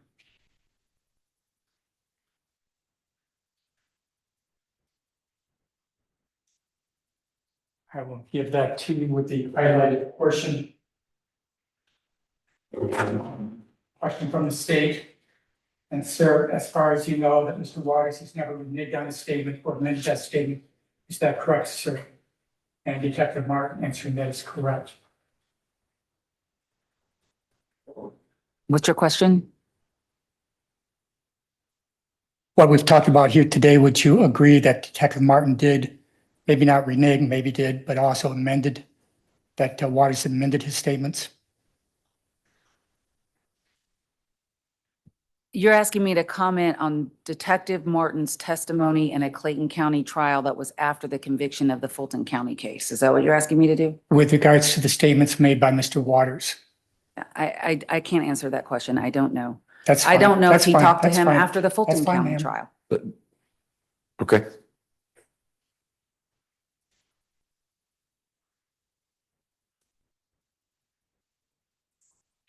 You mentioned it before, the leading question aspect, so let's talk about that.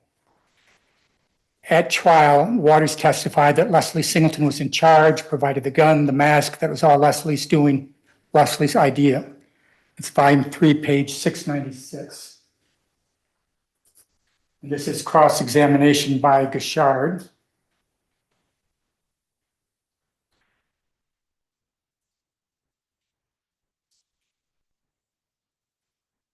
Recognizing you have the right to ask leading questions on cross-examination, I'm guessing you are happy that Gashard asked those questions?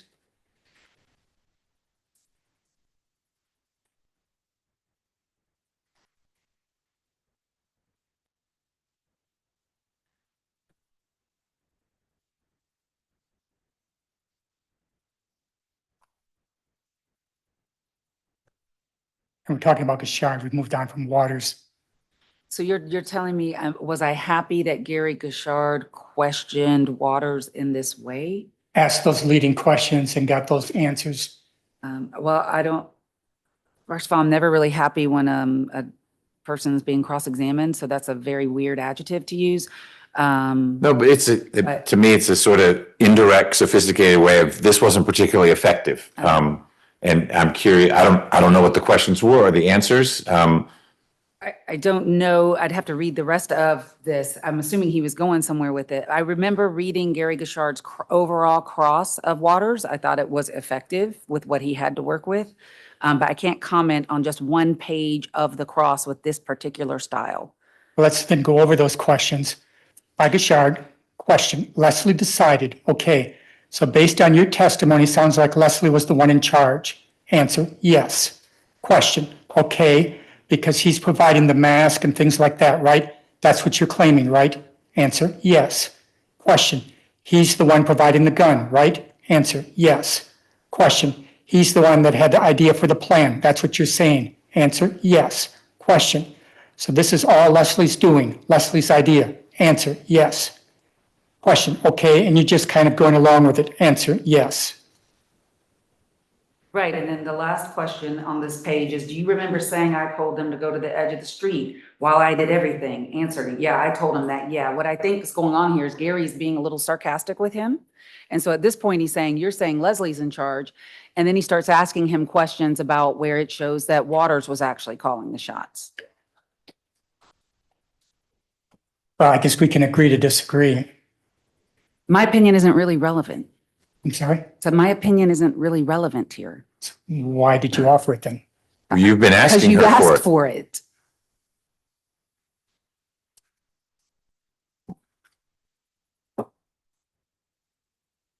So far as habit or practice, could this support an argument that Gashard was mad at Leslie or not putting forth the effort one would expect in a high-profile murder case? No, Leslie has said this is true, as has Gashard's second chair, Susan Wardell. And this was consistent with Gashard's normal practice if he was mad at a It client. seems like argument as Well, opposed to a question. I- He's referring to a person who hasn't testified yet and a person who has testified in their testimony. Well, one person, okay. I don't think he had finished the question.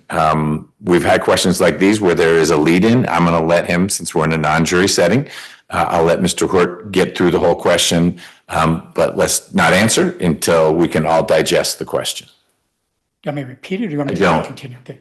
Realizing hindsight is 20/20, looking back, do you still think he was putting forth the effort or maybe that he was mad at his juvenile client?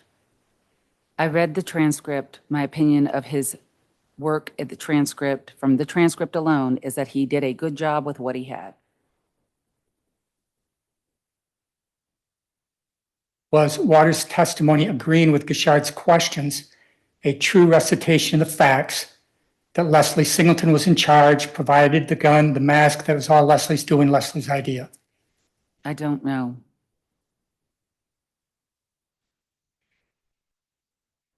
At trial, Waters testified, and it's volume 3, page 647, that he had his own mask. At page 652-656, Waters testified that Leslie wore a mask and that Leslie was wearing a bandana and a do-rag.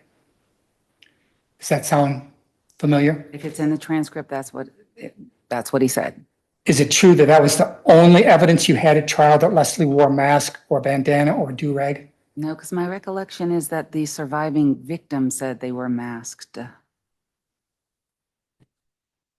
I'm referencing in volume 2, pages 390-391-398-399, 408, 417, 426, 429.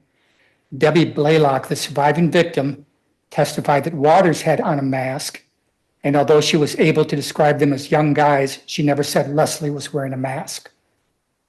Does that refresh your memory? No.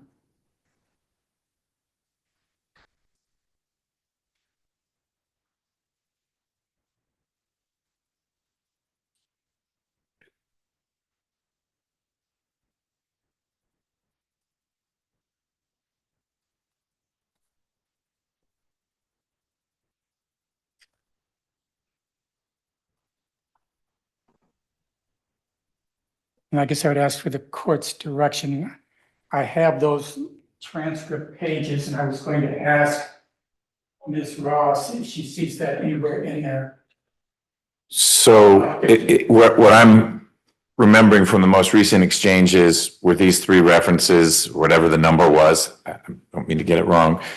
The only references in the entire record, a multi-volume transcript, to Mr. Singleton wearing a mask.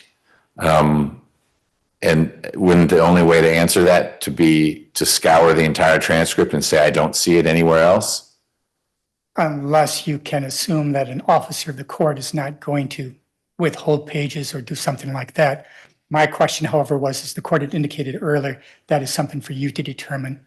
Right. So I don't know that I need to ask her that. No, I don't think you need to ask her that. I will, if one of the thrusts of one of your arguments is there was insufficient evidence that Mr. Singleton was wearing a mask, and I think that's material, I can do a word search in the PDFs as well.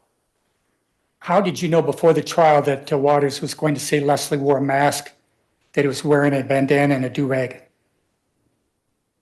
I don't know if I did know that before trial. Well, you had the demonstrative exhibits ready to go. I would assume that means that you knew that is what was going to happen. I don't know. I'm referencing State Exhibits 67, 68, and 69. And they were then introduced as demonstrative evidence, volume 3, 652-654. So again, how did you know before the trial that Waters was going to say that? I don't know if I knew that, and I don't know how I know it if I did know it. I don't remember. And again, I would reference for the court that it's not in his supposedly truthful second statement on July 7. It's not in the statement to ADA Ross on November 28, 2000. But again, that can be for the courts for the review. Did you or Detective Martin or anyone else talk to Waters about any of this before the trial outside of the July 7, 2000 and the November 28, 2000 statements, or before the trial?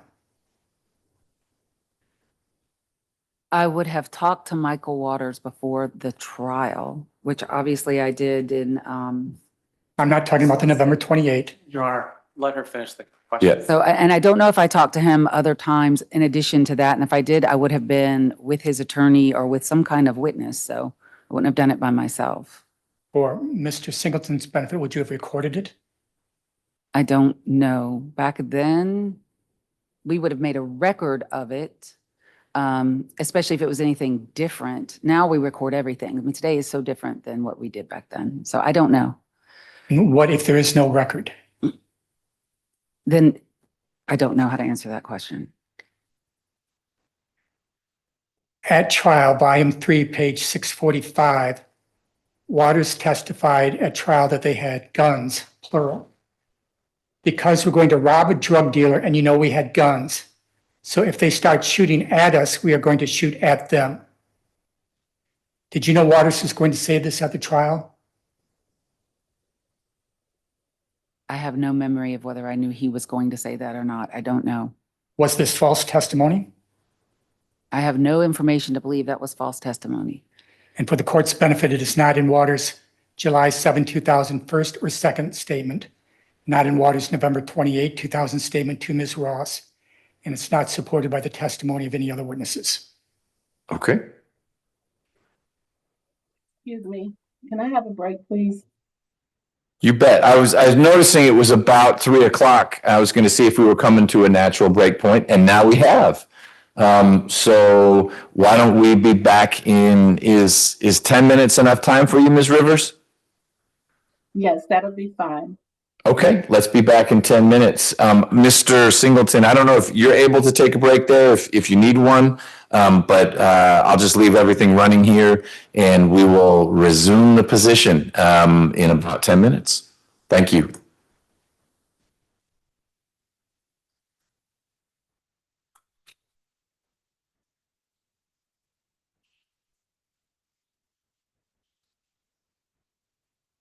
Just to confirm this is great for other people who are on. No, for you, everyone else, yes. Yep.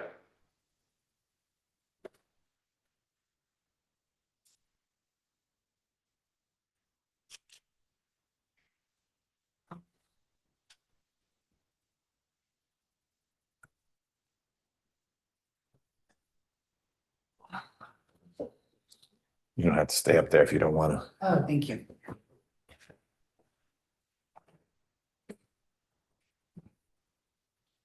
I can give you the shoes. You must have really a great back. High arches. High arches. Oh, good for you.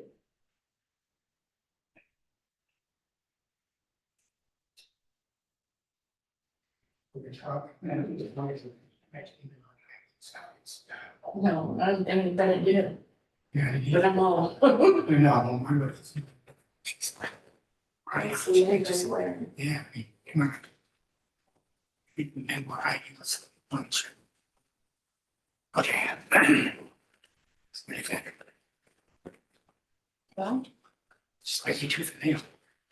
but her attitude's a lot better than it was last time. I mean, I think she's a lot more cooperative. She might have been retired from church last time. Cause she was really irritable. She's not so irritable. I think she's trying to cooperate, but of course the problem is not remembering. Yeah. That's just so basic. That's why And you scour over these transcripts and statements and Oh, yeah. stuff, so it's second nature to you, but everybody else, that's why that makes it hard. I'm still a little disappointed with the way everybody said how good she is, and I can talking around there. She's a good prosecutor, and she's a reasonable person. I mean, you can talk to her and you can tell her something, she'll listen to you. She won't preach it. She's a good person. You can work with her. She's reasonable. But I think, I mean, I would be in the same situation she's in if somebody were asking kinds of questions because it's so old case. Yeah. But I still think you would not fight it if you had a transcript right there. Or if you have the statements. Right, but then, you know, if you take a transcript and it's just, you know, these lines out of context and you didn't study it as you have, And then it might not click that it's inconsistent with the information. Extra description. I would have thought that bandana qualified as a mask myself. Yeah. Which he probably wore it like a mask. Yeah. But I do remember that Waters supplied the masks. He had them. They were his masks Yeah. that he used on his property. yeah, on this better wall. Yes. Remember that. I'm a little disappointed that she's still so adamant that she ought to do a good job.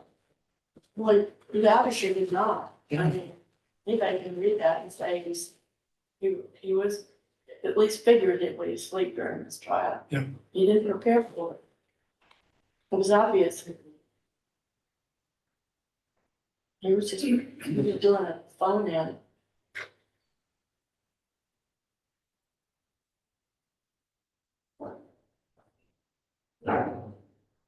Also, Waters saying we had guns.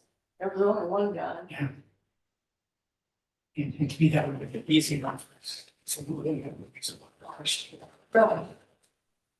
And, you know, I didn't study this like he did. I just read it.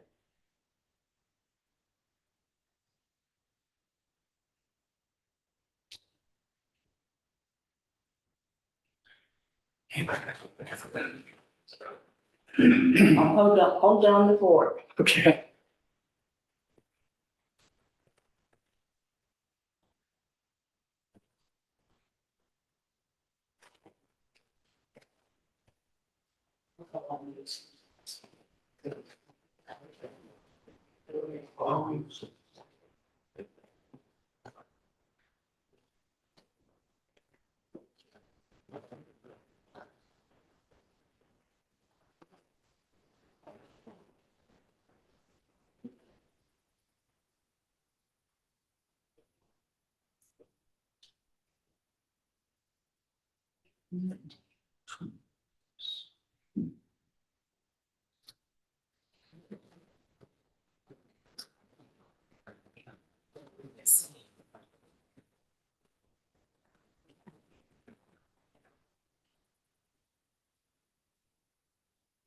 Frustrating, isn't it? I didn't even work on this case. I just sat there. He asked me to do what David asked me to do. Wow. And I didn't even work on the case. I didn't know the client. And when I read the transcript, I almost knew. I don't know how I would have remembered anything from it. And I barely do. 20-some years, good grief. Done trials throughout.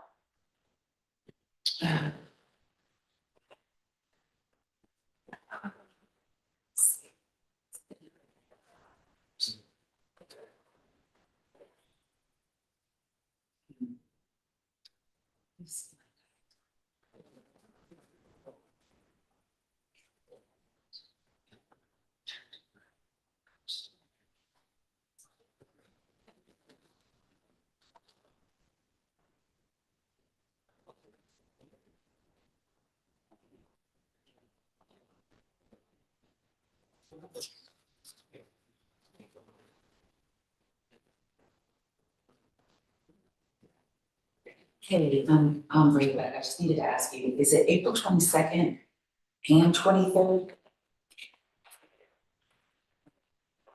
Those 2 days and starting at 9 o'clock, both days? Okay, I'm trying to do some planning here. All right, I'll talk to you later. Thanks.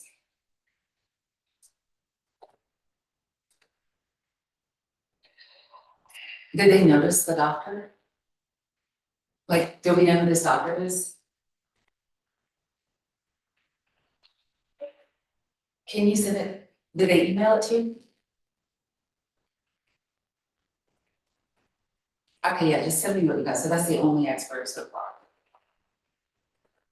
But for sure, start 9 AM both days. The 10 would be a little more charitable because that's a long drive from the end. At least on the first though. Okay, thanks. Bye.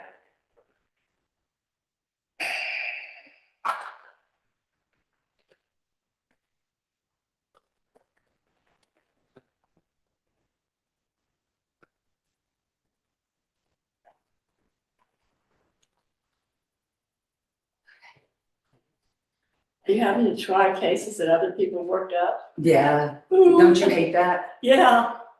Yeah. I mean, that was kind of what we did here too sometimes though. I know, yeah, I remember that. Okay.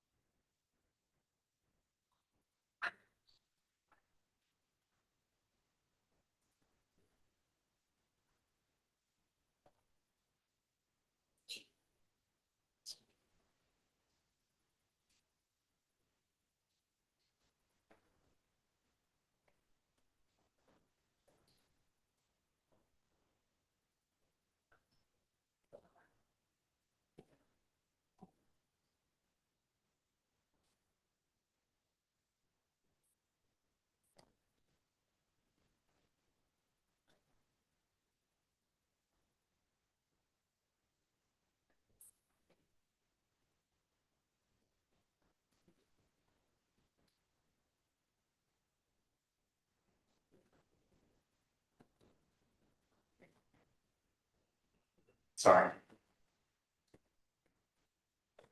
That was the tinny. I'm sure.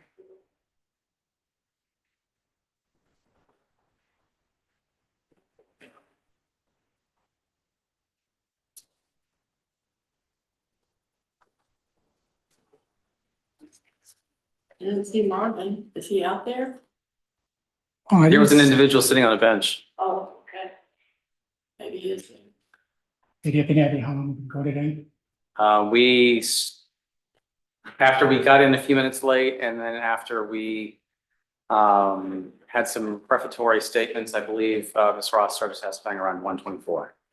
I'm trying to remember, last thing we have to quit at a certain time for coffee, After coffee. correctional facility. Oh, Doing it less big. Oh, for coffee correctional. I can't remember. Just like I should tell Mr. Dixon, come back the next day or keep him waiting. I feel like the last time we ended because of the courts.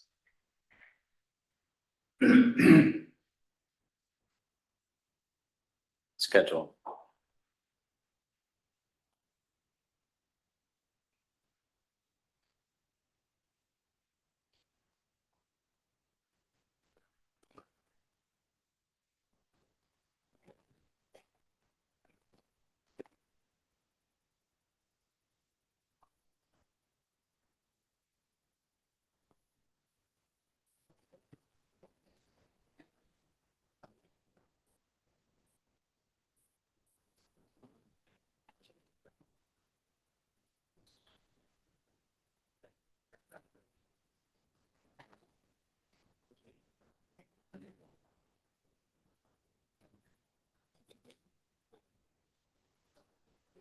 It's fine, I was fine to them. I don't know. London site world we live in. Well, thankfully, it's good that there's no end in sight for the world we live in. I hope the world keeps going.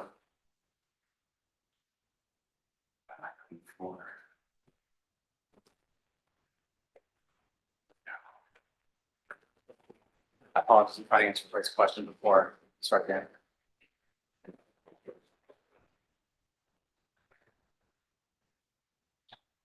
Someone like all these Republicans have been emboldened.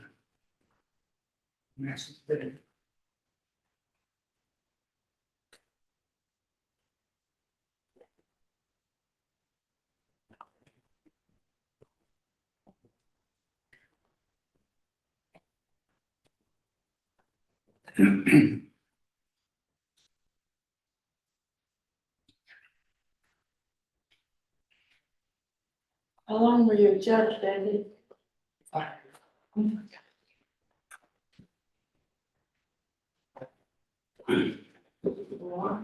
Judge, if I may ask, he's probably going to go tonight. I have Mr. Dixon out there, but I'm kind of thinking Ms. Ross will take up most of that time. You still want me to keep him here or can I send him on his way? That's up to you. But we'll stop 5-ish. It's not a hard stop like a bell rings. It would be great to have wrapped up one of the two witnesses by then. But I guess that's more of your dynamic than mine. Do you think that you would be able to fit in Mr. Dixon and Mr. Singleton in one setting? If you do, then letting him go is fine. If you're pretty sure you'll bump up against the 5, if you think, actually, if things go smoothly, I could be done with Ms. Ross at 4, it would be a shame to miss out on the opportunity to finish with Mr. Dixon if he is a quicker witness than some of your others have been.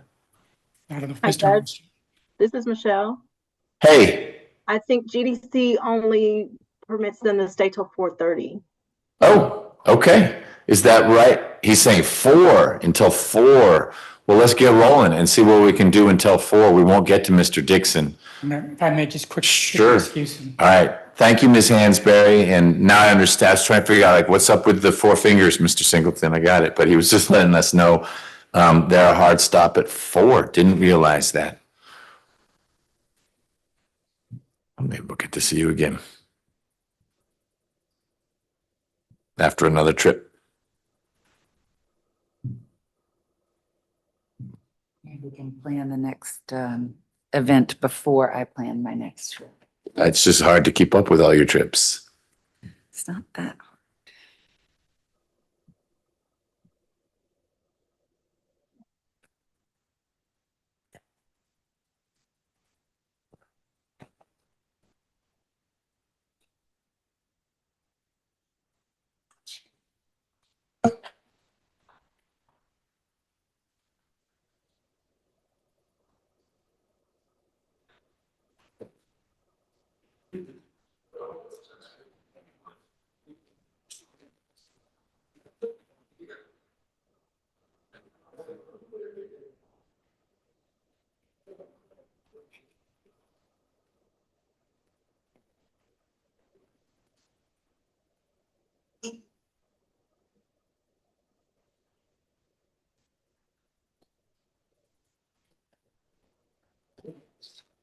All right.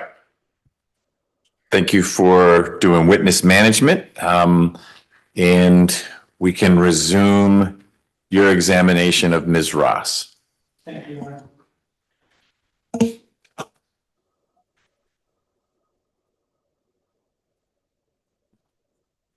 At the Fulton County trial, and I'm making reference to volume 3, page 657, 700-702, and then page 658, Waters testified that after that, when they were out of the car, Leslie screamed down the street, tell them to start the car up. And then when he testified that he had put Sergeant Grigley and Miss Blaylock on the ground after Leslie had screamed down the street to do it, that Leslie was screaming, yelling back to him from down the street. And then Leslie yelled again and told me to tell them to empty their pockets and tell them to get down. Did you know that this is what Waters was going to say at trial?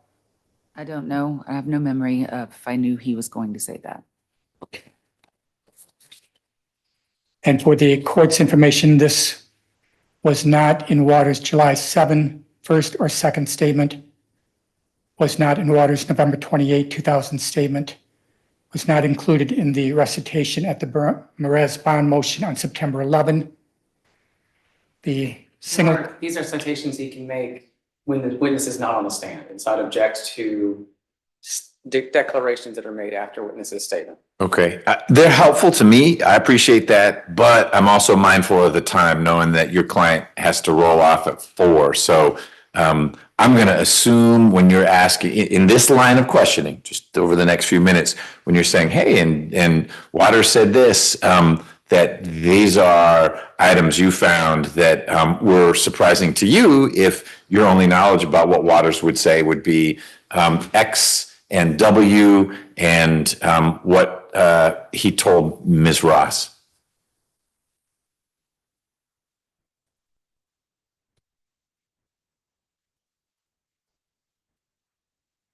In his post-conviction affidavit, there was no, Waters said there was no shouting between him and Leslie, not before, during, or after the robbery. Are you still of the opinion that that was a lie? Which was a lie. And The affidavit, defendant's proposed exhibit C. I don't know that she's opined on it, and I don't. I'm sorry. I don't need her opinion on that. Did Gashard ever ask you anything about this, the screaming, the yelling, the shouting, either before, or did he raise it at any time during the trial with you, off record, whatever? I don't remember any off-the-record conversations with Gary Gishard about that specific detail. Could have happened, could not have happened. I don't have a memory of it. Did he ever discuss this with you before the trial? I have no memory of whether he did or not.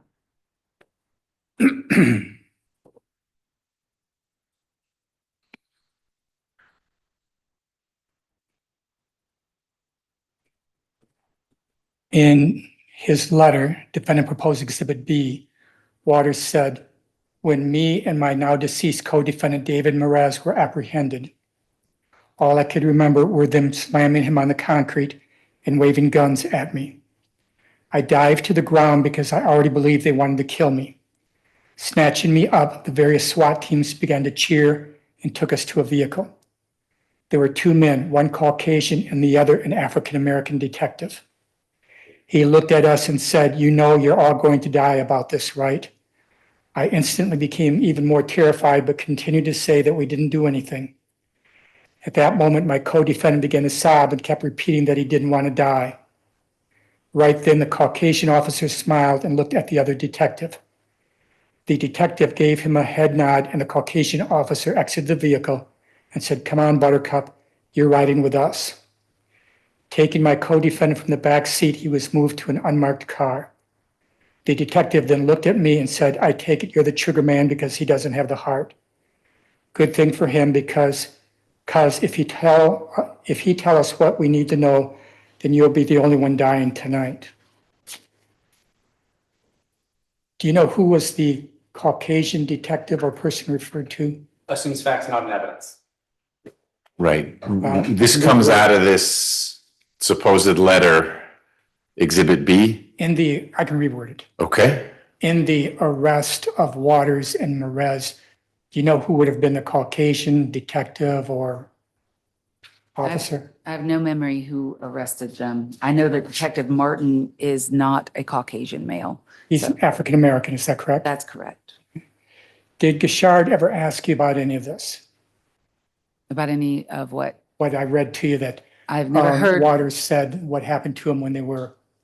No, I've never heard any of that. Did it ever come up in your discussions with Detective Martin or other law enforcement officers? I have no memory and I think I would remember if police officers threatened to kill a suspect, because that's pretty serious and pretty egregious. And I have no memory of that ever happening in this case or anyone ever telling me that any of that happened in this case. And you would agree that if nobody told you, then you wouldn't know? I would have no other way to know unless I was present for it. So, right. Now, is it true that SWAT teams were involved in the seizure? I do not remember if SWAT teams were involved in the seizure.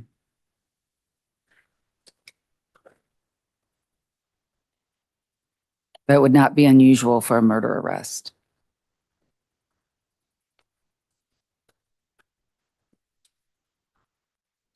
And I'm making reference to volume 2, page 584-585.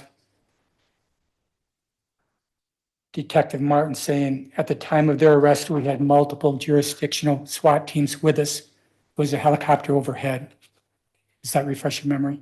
It doesn't refresh my memory, but again, it's not unusual that they use SWAT to arrest murder suspects.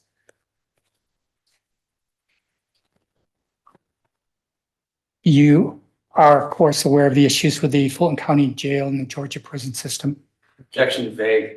Right. Is Fulton County Jail notorious for prisoners dying, murdered, or committing suicide, or cause of death unknown? Objection relevance. What is the relevance? The relevance is, one, it supports that this did happen. What did happen? What I read to the court from the affidavit or the letter. That before Mr. Waters was in custody, police officers allegedly mistreated him in an effort to solve the murder of a colleague? Yes, letter, defendants proposed exhibit B.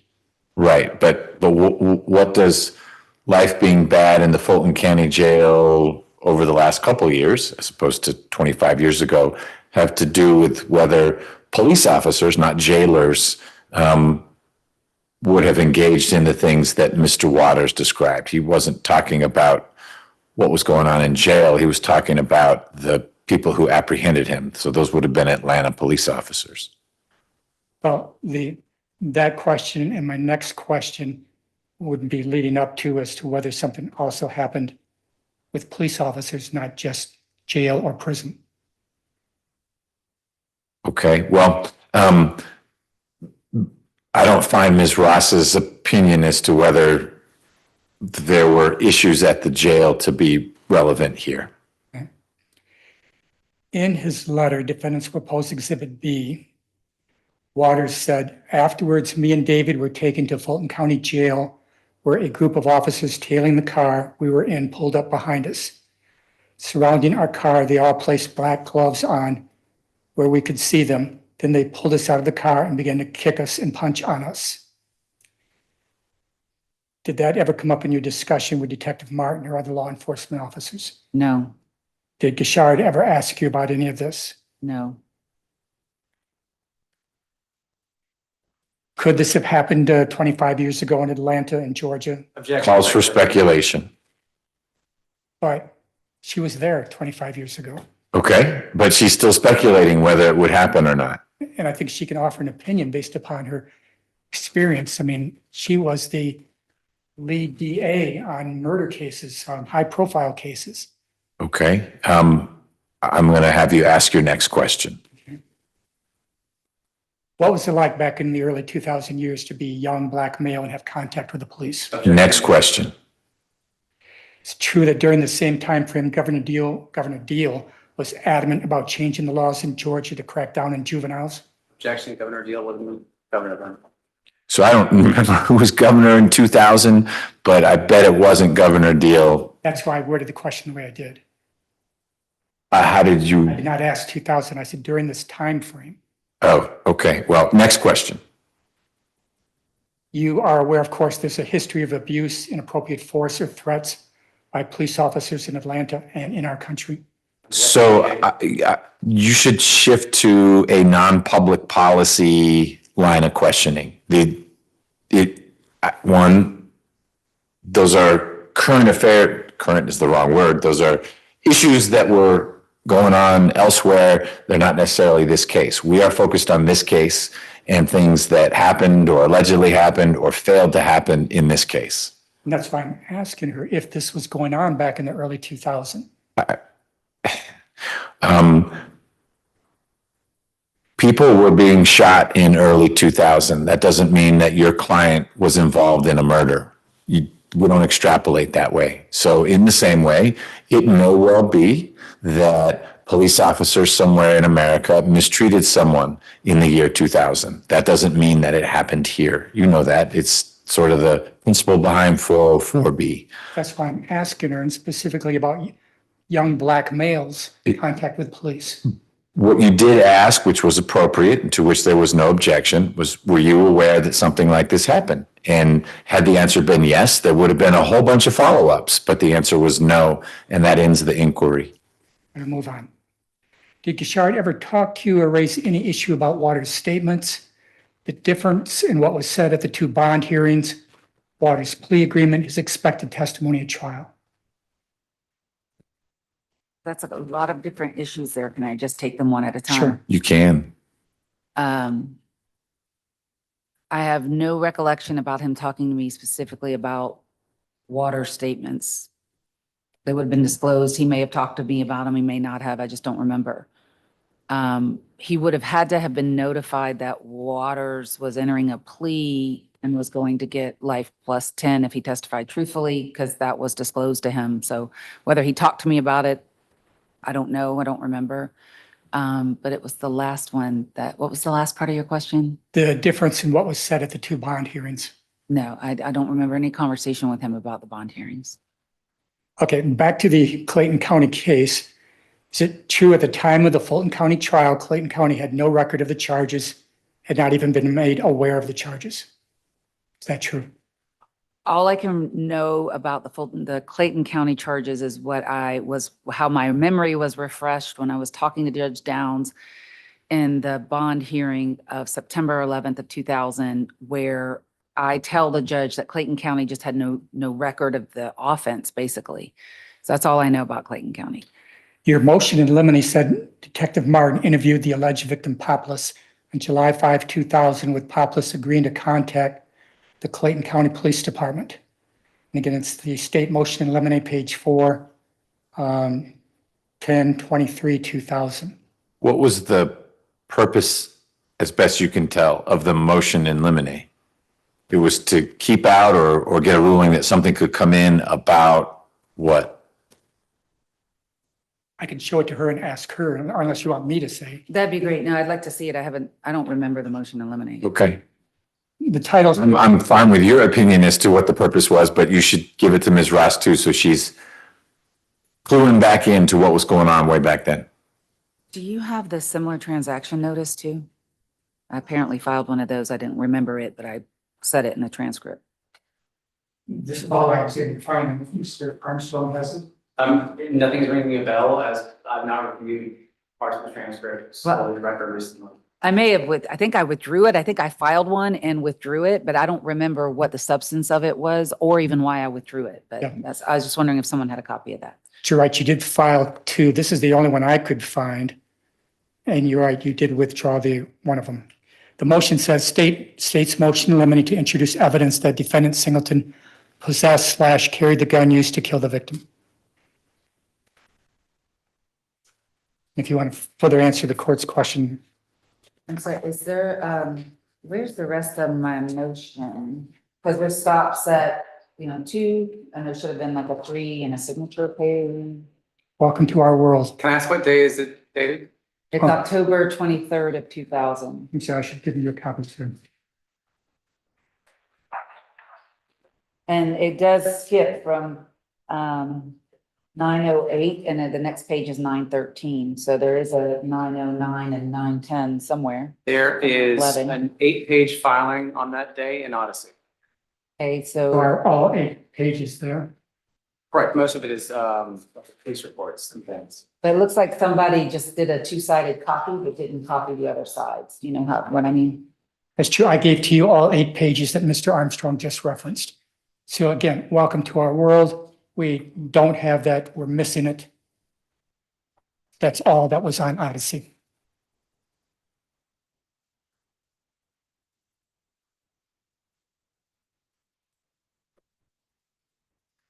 Okay, I don't see in here though what you handed me. You said I said somewhere in my motion that Detective Martin had interviewed Populous. It's in one of the police reports. Oh, it's in a police report, so it's not in my motion. Okay. It says your motion in limine says, not that you said. Can you give me the date again of this? I'm going to pull it up so I can be looking along. October I'm just curious. 23, 2000. October 23, 2000. That's when it Okay. was filed. Yep. And Your Honor, I just mentioned that it has a book and a page number from the clerk's stamp, and that's for their records, and so that could be requested from the clerk's office. which we have tried. Tell me what would be requested from, meaning we would ask for books 7221? 221, pages 909 through 912. And that wouldn't, why wouldn't that just be what's scanned into Odyssey? I believe back in the day, they might have done things a little bit differently because when might maybe just not scan that in. But in a death penalty case, there was a lot of motions that were missing off of Odyssey. Death penalty case had predated the point in time where Odyssey existed and was scanned. Which And this so whenever does. they went in and scanned it, they did not succeed in scanning a whole bunch of motions, but looking at those page dates, I was able to go to the clerk's office and find the thing that's missing.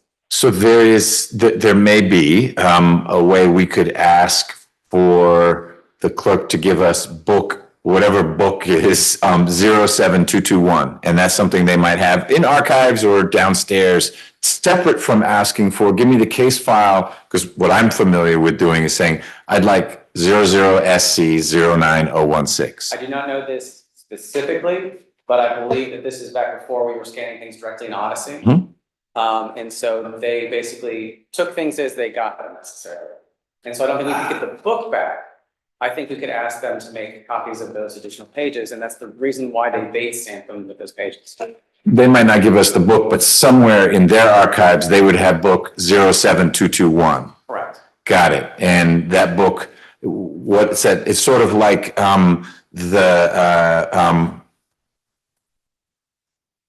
appellate, whatever we would call volume 298, like 311 Georgia Appeals, that volume, they're not random, but they're not all related. And so page 907 of book 07221 might be a page from a civil case because they would have then put that in the book. And then the next thing in the book would be, hey, this was filed next at the clerk's office. It happens to be a motion in limine in a murder case. So I don't know it to be true, but I suspect that is true because that is how I was able to identify for them the things that were missing and get copies of. Okay, I will make that inquiry. And if you have other book and page citations, Mr. Hort, we need both. I'm happy to see what that generates. Two things. You've already done that. One, the court thankfully got us the file, and this motion was not in the file. Now, it may be, as Mr. Armstrong has said, somewhere else.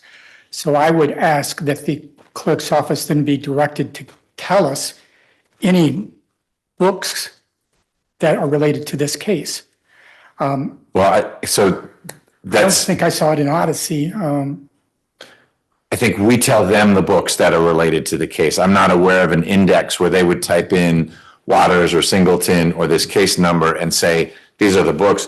Our clue is that stamp at the bottom. And so if you have come across other documents in Odyssey or in your opportunity to look at the hard file, and let's table this because I'm comfortable talking to you about this with Mr. Singleton, not on the Zoom anymore. It's purely procedural, but I'm willing to explore it. We just need to talk about how we do that. Thank you. Appreciate that. Okay. At the Singleton bond motion hearing on November 15, 2000, and I'm making reference to the transcript, page 17, November 15, 2000. You should have that transcript there with you. I am looking for it. I got it. You told the court that you had called the Clayton County DA's office and they had no record of the charges, had not been made aware of the charges except by you calling them. Okay, your question? And then also still on page 17, you then told the court that you had talked with the detectives about that this morning and that we have to actually go through the Clayton County Police who follow up with the DA's office and get their ball rolling because they're not aware of the charges at all for some reason. So does this mean that you actually, prior to being alerted by Judge Downs or something, you actually were trying to do something about this before that November 15 hearing? Well, I have no specific recollection of any of this. But I can tell you my practice would be if somebody had a pending case, that would be something I would want the court to know about for the bond hearing. So I'm attempting to find out if he has a pending case in Clayton County, because that's something she could consider in deciding whether to set bond in this case. So you then would have talked to Detective Martin about it. You would have tried to find out what's going on there. Well, it looks like, And what's going on. Don't let him finish. yeah. Then you would have said, hey, come on, we got to get this thing rolling.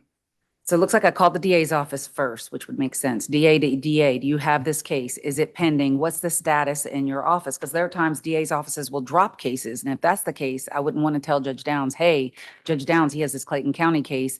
And then the DA's office would have dropped it because that's super embarrassing. So I reached out to the DA's office in Clayton County to say, what is the status of this case? They didn't have anything. So they were not aware of the charges at all, except so when I called them to tell them about it. So then the detectives and I were talking about it this morning, and we actually have to go through the Clayton County Police to follow up with the DA's office to get their ball rolling because they're not aware of the charges. And when I say the DA's office is not aware of the charges for some reason. Did you ever ask Detective Martin to look into why an experienced police sergeant assigned to an elite, excuse me, an elite fugitive task force would have voluntarily surrendered his weapon to a kid? Did you ever talk or ask Detective Martin about that? No, I have no memory of asking him that. I'm not sure if I ever did. I just don't have any memory of it. Did you ever ask Detective Martin to look into why Poplis was in Clayton County? Poplis being a Fulton County officer, whether Poplis had access to evidence, could have tampered with evidence. Did you ever ask him about that or to look into it? I don't know if I asked him about that specifically, but I think I recall, didn't he live in Clayton County? I can't remember though. Either he lived in Clayton County, was working there, or was at a gym there or something, but I don't have any specific recollection. Did it ever come out that he had a girlfriend there? He may have, I don't know.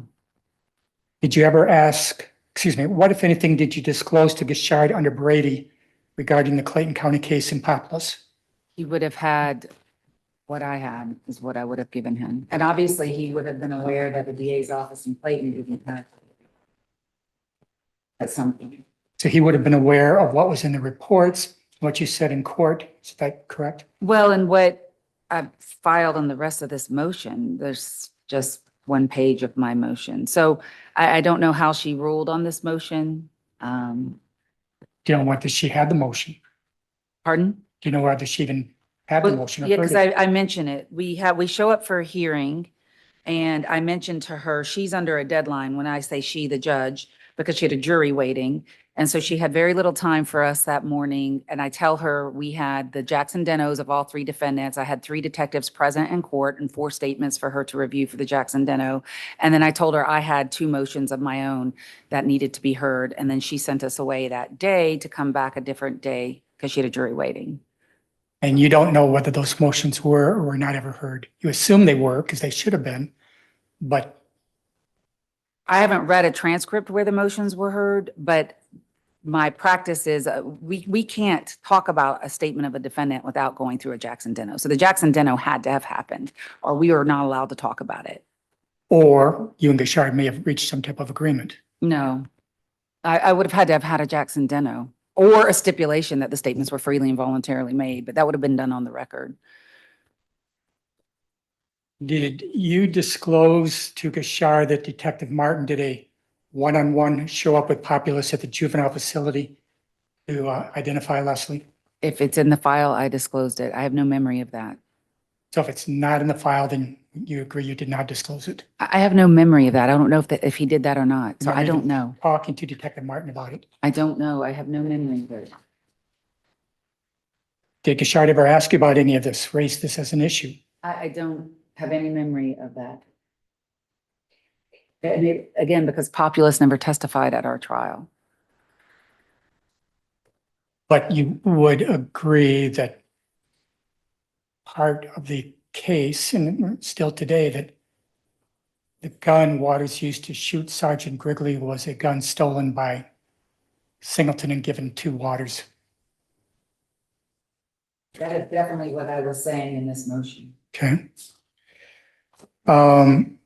Populous certification was revoked in 2005. He admitted to tampering with evidence in 2002. Did you know anything about any of that? Sorry, what? Populace got into some trouble, tampered with evidence, loss of certification. Were you ever aware of that? This all occurred after the trial, but were you aware of it? I wasn't. Did you know about Gashard having narcolepsy, sleeping, or dozing off in court? No. It was never mentioned by your office, other attorneys, judges. Not to me personally. I was in court with Gary Gashard a lot, but no one said something to me about it.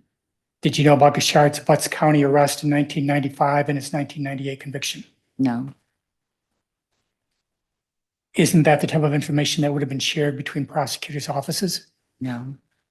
So Butts County wouldn't have, oh, hey, Sheila, guess what? No.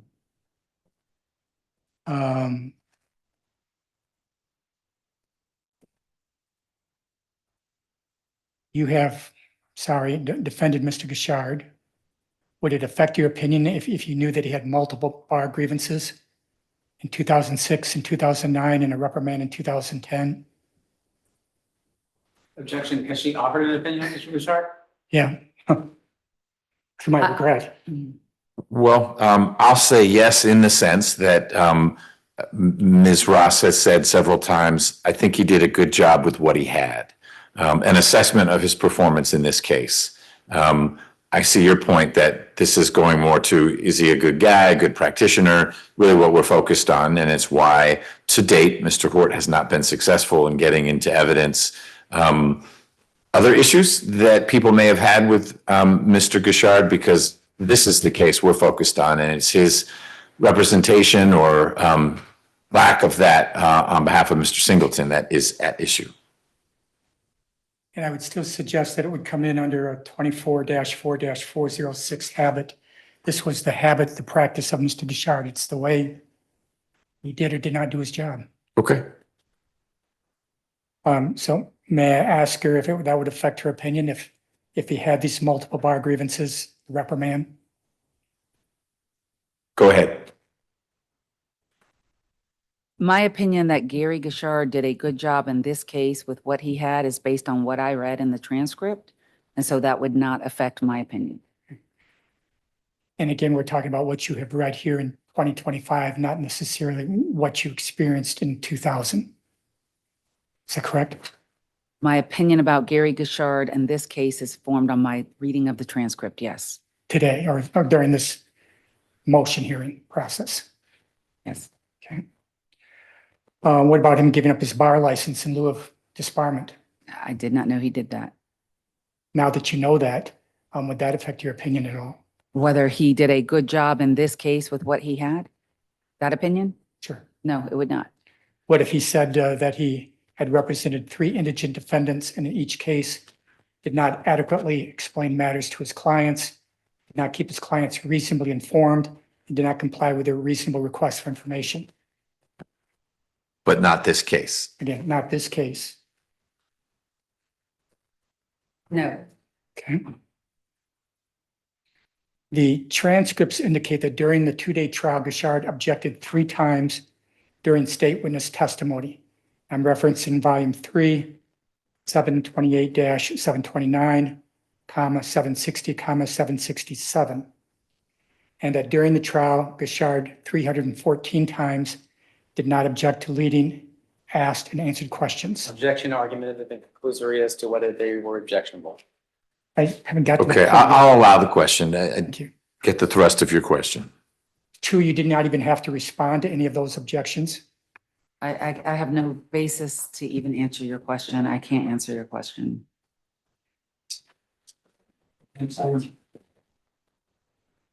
Trying to go too fast.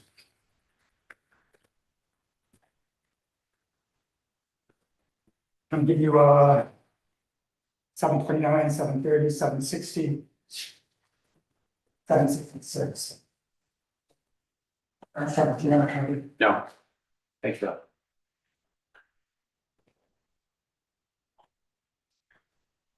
Okay, let's look first at the objection on 729.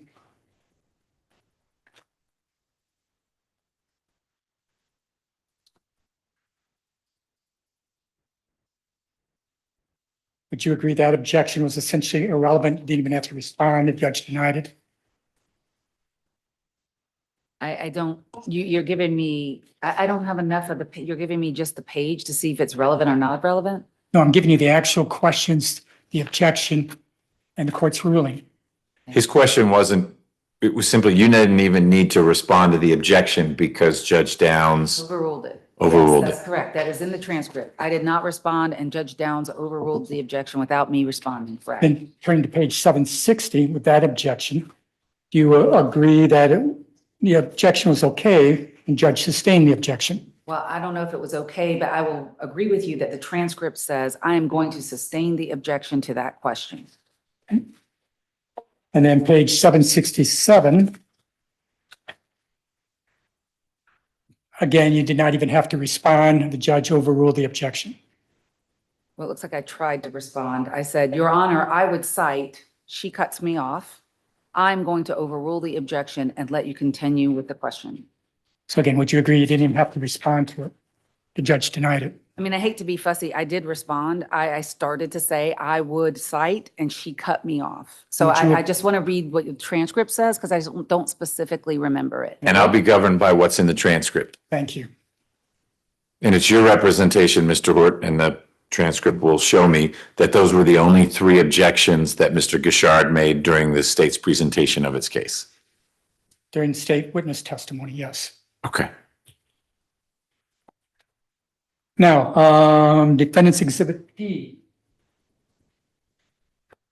Your Honor, before this begins, this is the 314 questions, I do believe. The transcript is what it is. We don't need to have a quiz of what was in the transcript.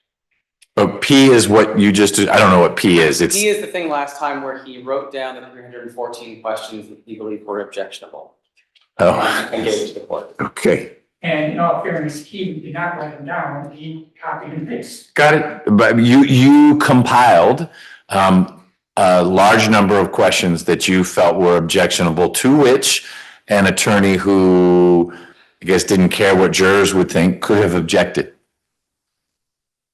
Well, I wouldn't word it that way. I just did, though. saying- I did. That's how I worded it. But this is the list of all the things that you felt were objectionable. If you aren't weighing anything about, I object 50 times in a row, even though the judge is consistently overruling me or whatever may come to pass. That is not what I'm saying. Okay. And my further questions, I think, then would show what I am trying to say. Okay. So let me give you a exhibit P.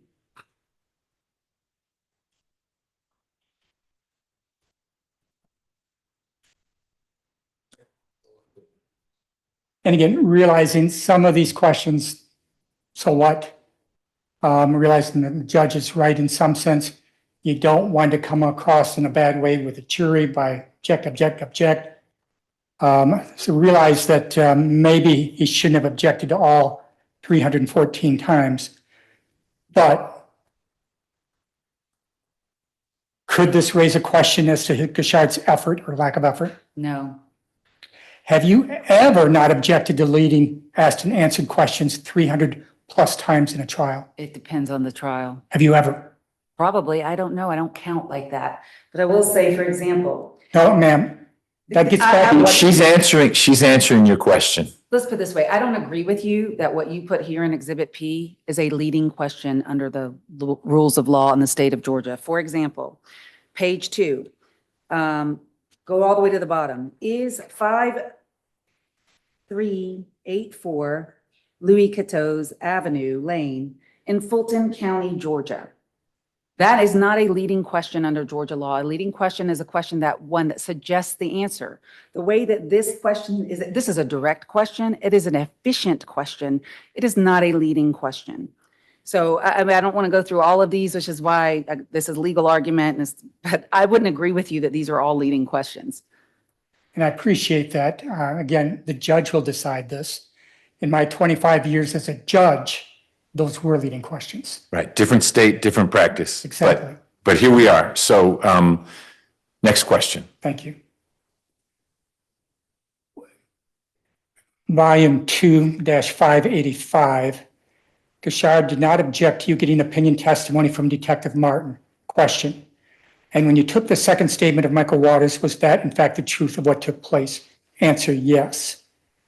Do you still believe that Gashard not objecting was the right thing to do? I don't think it would have made a difference in that question, no. Well, if he objected, don't you agree that the judge would have granted the objection, told the jury to disregard that? I don't know. So what you're saying is that if I were to ask a witness if what Leslie told the police was in fact the truth of what took place, you wouldn't object? I let questions like that slide all the time. That's correct. It's a matter of trial strategy. So let's say he objected and let's say she sustained it, and then I would have moved on to my next question.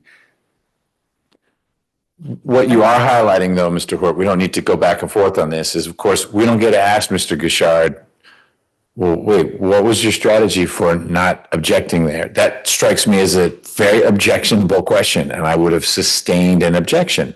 Does it change the outcome of the trial? Don't know. But I don't know why you'd let that go through. That's the witness vouching for the veracity of another witness, and it shouldn't have happened. And maybe Mr. Gashard would say, dang, that one slipped past me. And if you show that enough times, you've shown that he was asleep at the wheel. But you can't do that because he's not around. And so there's your point, and I get your point. This isn't the witness who's going to make that point for you. And do you know, can you remember whether this is maybe because Gashard had fallen asleep or was dozing off? I don't ever remember Gary Gashard sleeping in court. Would you agree that you were not watching him nonstop? I agree with you. I was not watching him nonstop. I was trying my case. So even if trial strategy suggests not objecting, could a lawyer raise this concern or objection at a bench conference or during a recess? He could. On cross-examination, and I'm referencing volume 2, 588-589, 593-594, Gashard pointed out that Martin was the lead detective in this case. It was his responsibility to solve the case, and he recorded everything he did as best he could in a report. And the detective didn't believe Waters' first statement because he had information Waters was involved. Does this change your opinion at all as to what side Gary Gashard was on? No. What about not cross-examining your witnesses? The transcripts show that Gashard did not cross-examine Fulton County PD Officer Heather Davis, Forensic Specialist Sarah Cheek, CHEEK, Bolton County Detective G. Patterson, FBI Special Agent Peter McFarland, Forensic Scientist Stephanie Fowler, Forensic DNA Analyst Allison Vance, Emergency Physician William Watkins, Firearms Examiner Christopher Robinson, and MD Carol Terry. It's volume 2, 443, 471, 475, 487, 497, 503, 522, volume 3, 626, 753. I see why this trial went so quickly now. Yes. It didn't seem like a 2-day trial.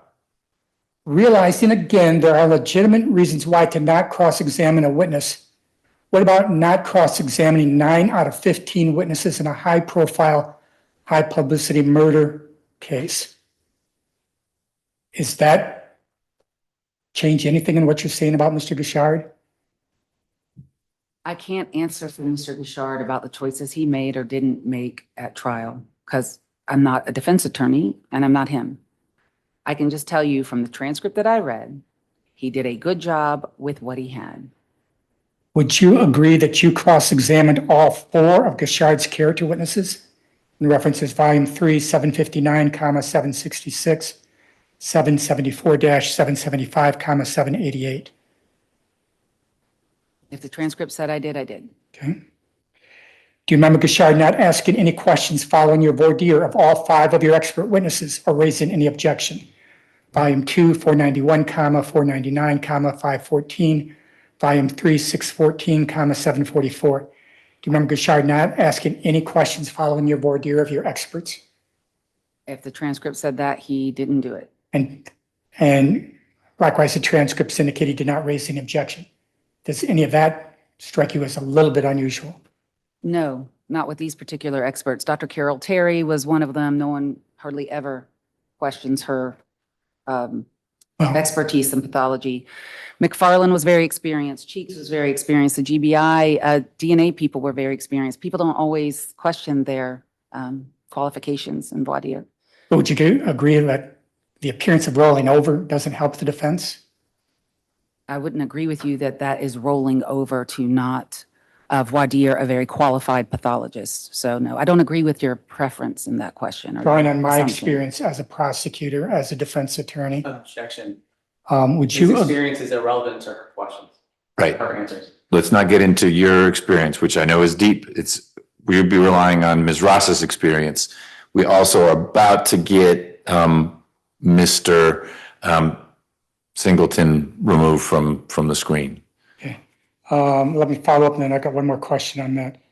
Would you agree then that it's not that hard to come up with voir dire questions? It's always standard generic ones you can throw out there. I find those standard generic ones not effective at all. And again, you're not a defense attorney. No, I'm not. Sure. So I wouldn't ask me any more about that. Okay. And I don't know if you want me to start on another category or, I don't know, Mr. Singleton, what are they telling you there? Are they holding up the like 2-minute mark, or you're supposed to go now? Yeah, she's actually coming to the door asking me, like, you know, thumbs up, thumbs down. So 4 o'clock is like a press time for the staff right now. Oh, it is. No, I got confirmation of that. I wasn't asking them to stay late. I just wasn't sure if it was quitting time, and it sounds like it is. So, just so Mr. Singleton knows what's coming next, we will find another. You had said half day would be more than enough for Mr. Singleton and Mr. Dixon. I don't know what more you want to cover with Ms. Ross. It won't be today, obviously. But what should Mr. Singleton be expecting for the next session?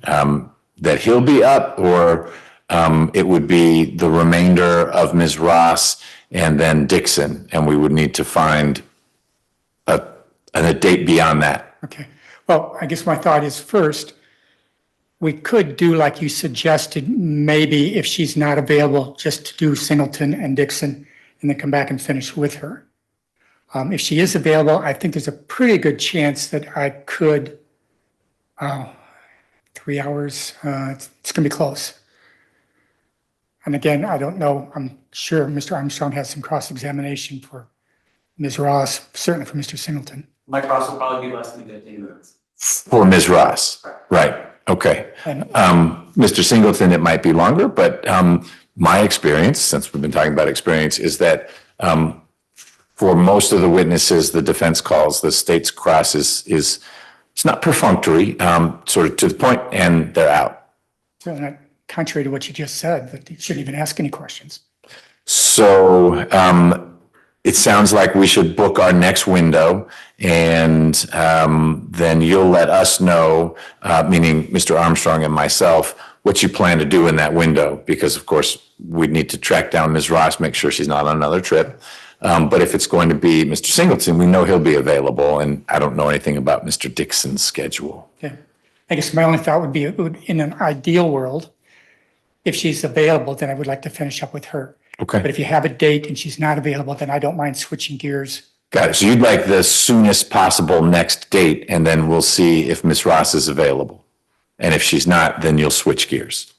Yes, We can do that. thank you. The date now? I don't. Okay. I don't, but we'll reach out to you. We have your contact information. You should feel free to plan trips. Don't build your life around this. I also have courts in other jurisdictions. What? We'll work it out. I know you will. Mr. Singleton, any questions about anything before we let the folks at Coffee in their day? Yes, sir. You made reference to a 2002, I don't know if it's permitted for me to ask this, but I was listening kind of fast. You said 2002, Reginald Populus was disbarred because of tampering with evidence. Is that what was stated?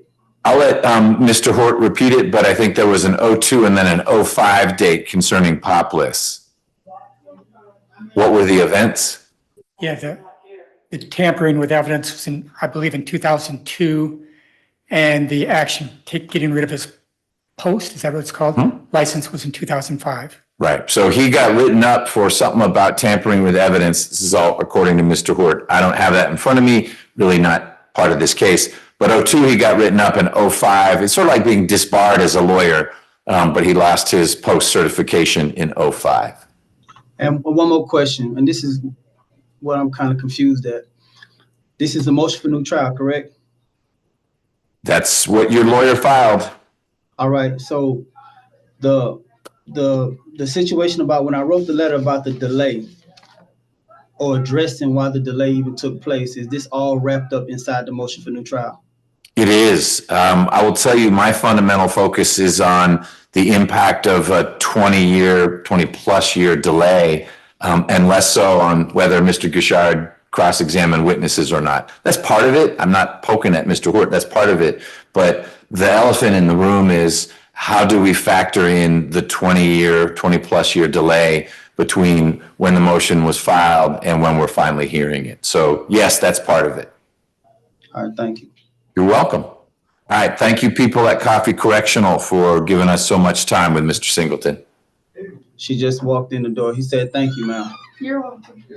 All right. We'll see you guys again soon. All right, y'all be blessed. Yeah. Thank you, Ms. Rivers. And if I may ask, Is there anything more you want to get on the record? Because it's not 5 yet. And so we can get more things on the record. We'll let Ms. Ross go. But we need to talk real briefly about the clerk's office and books.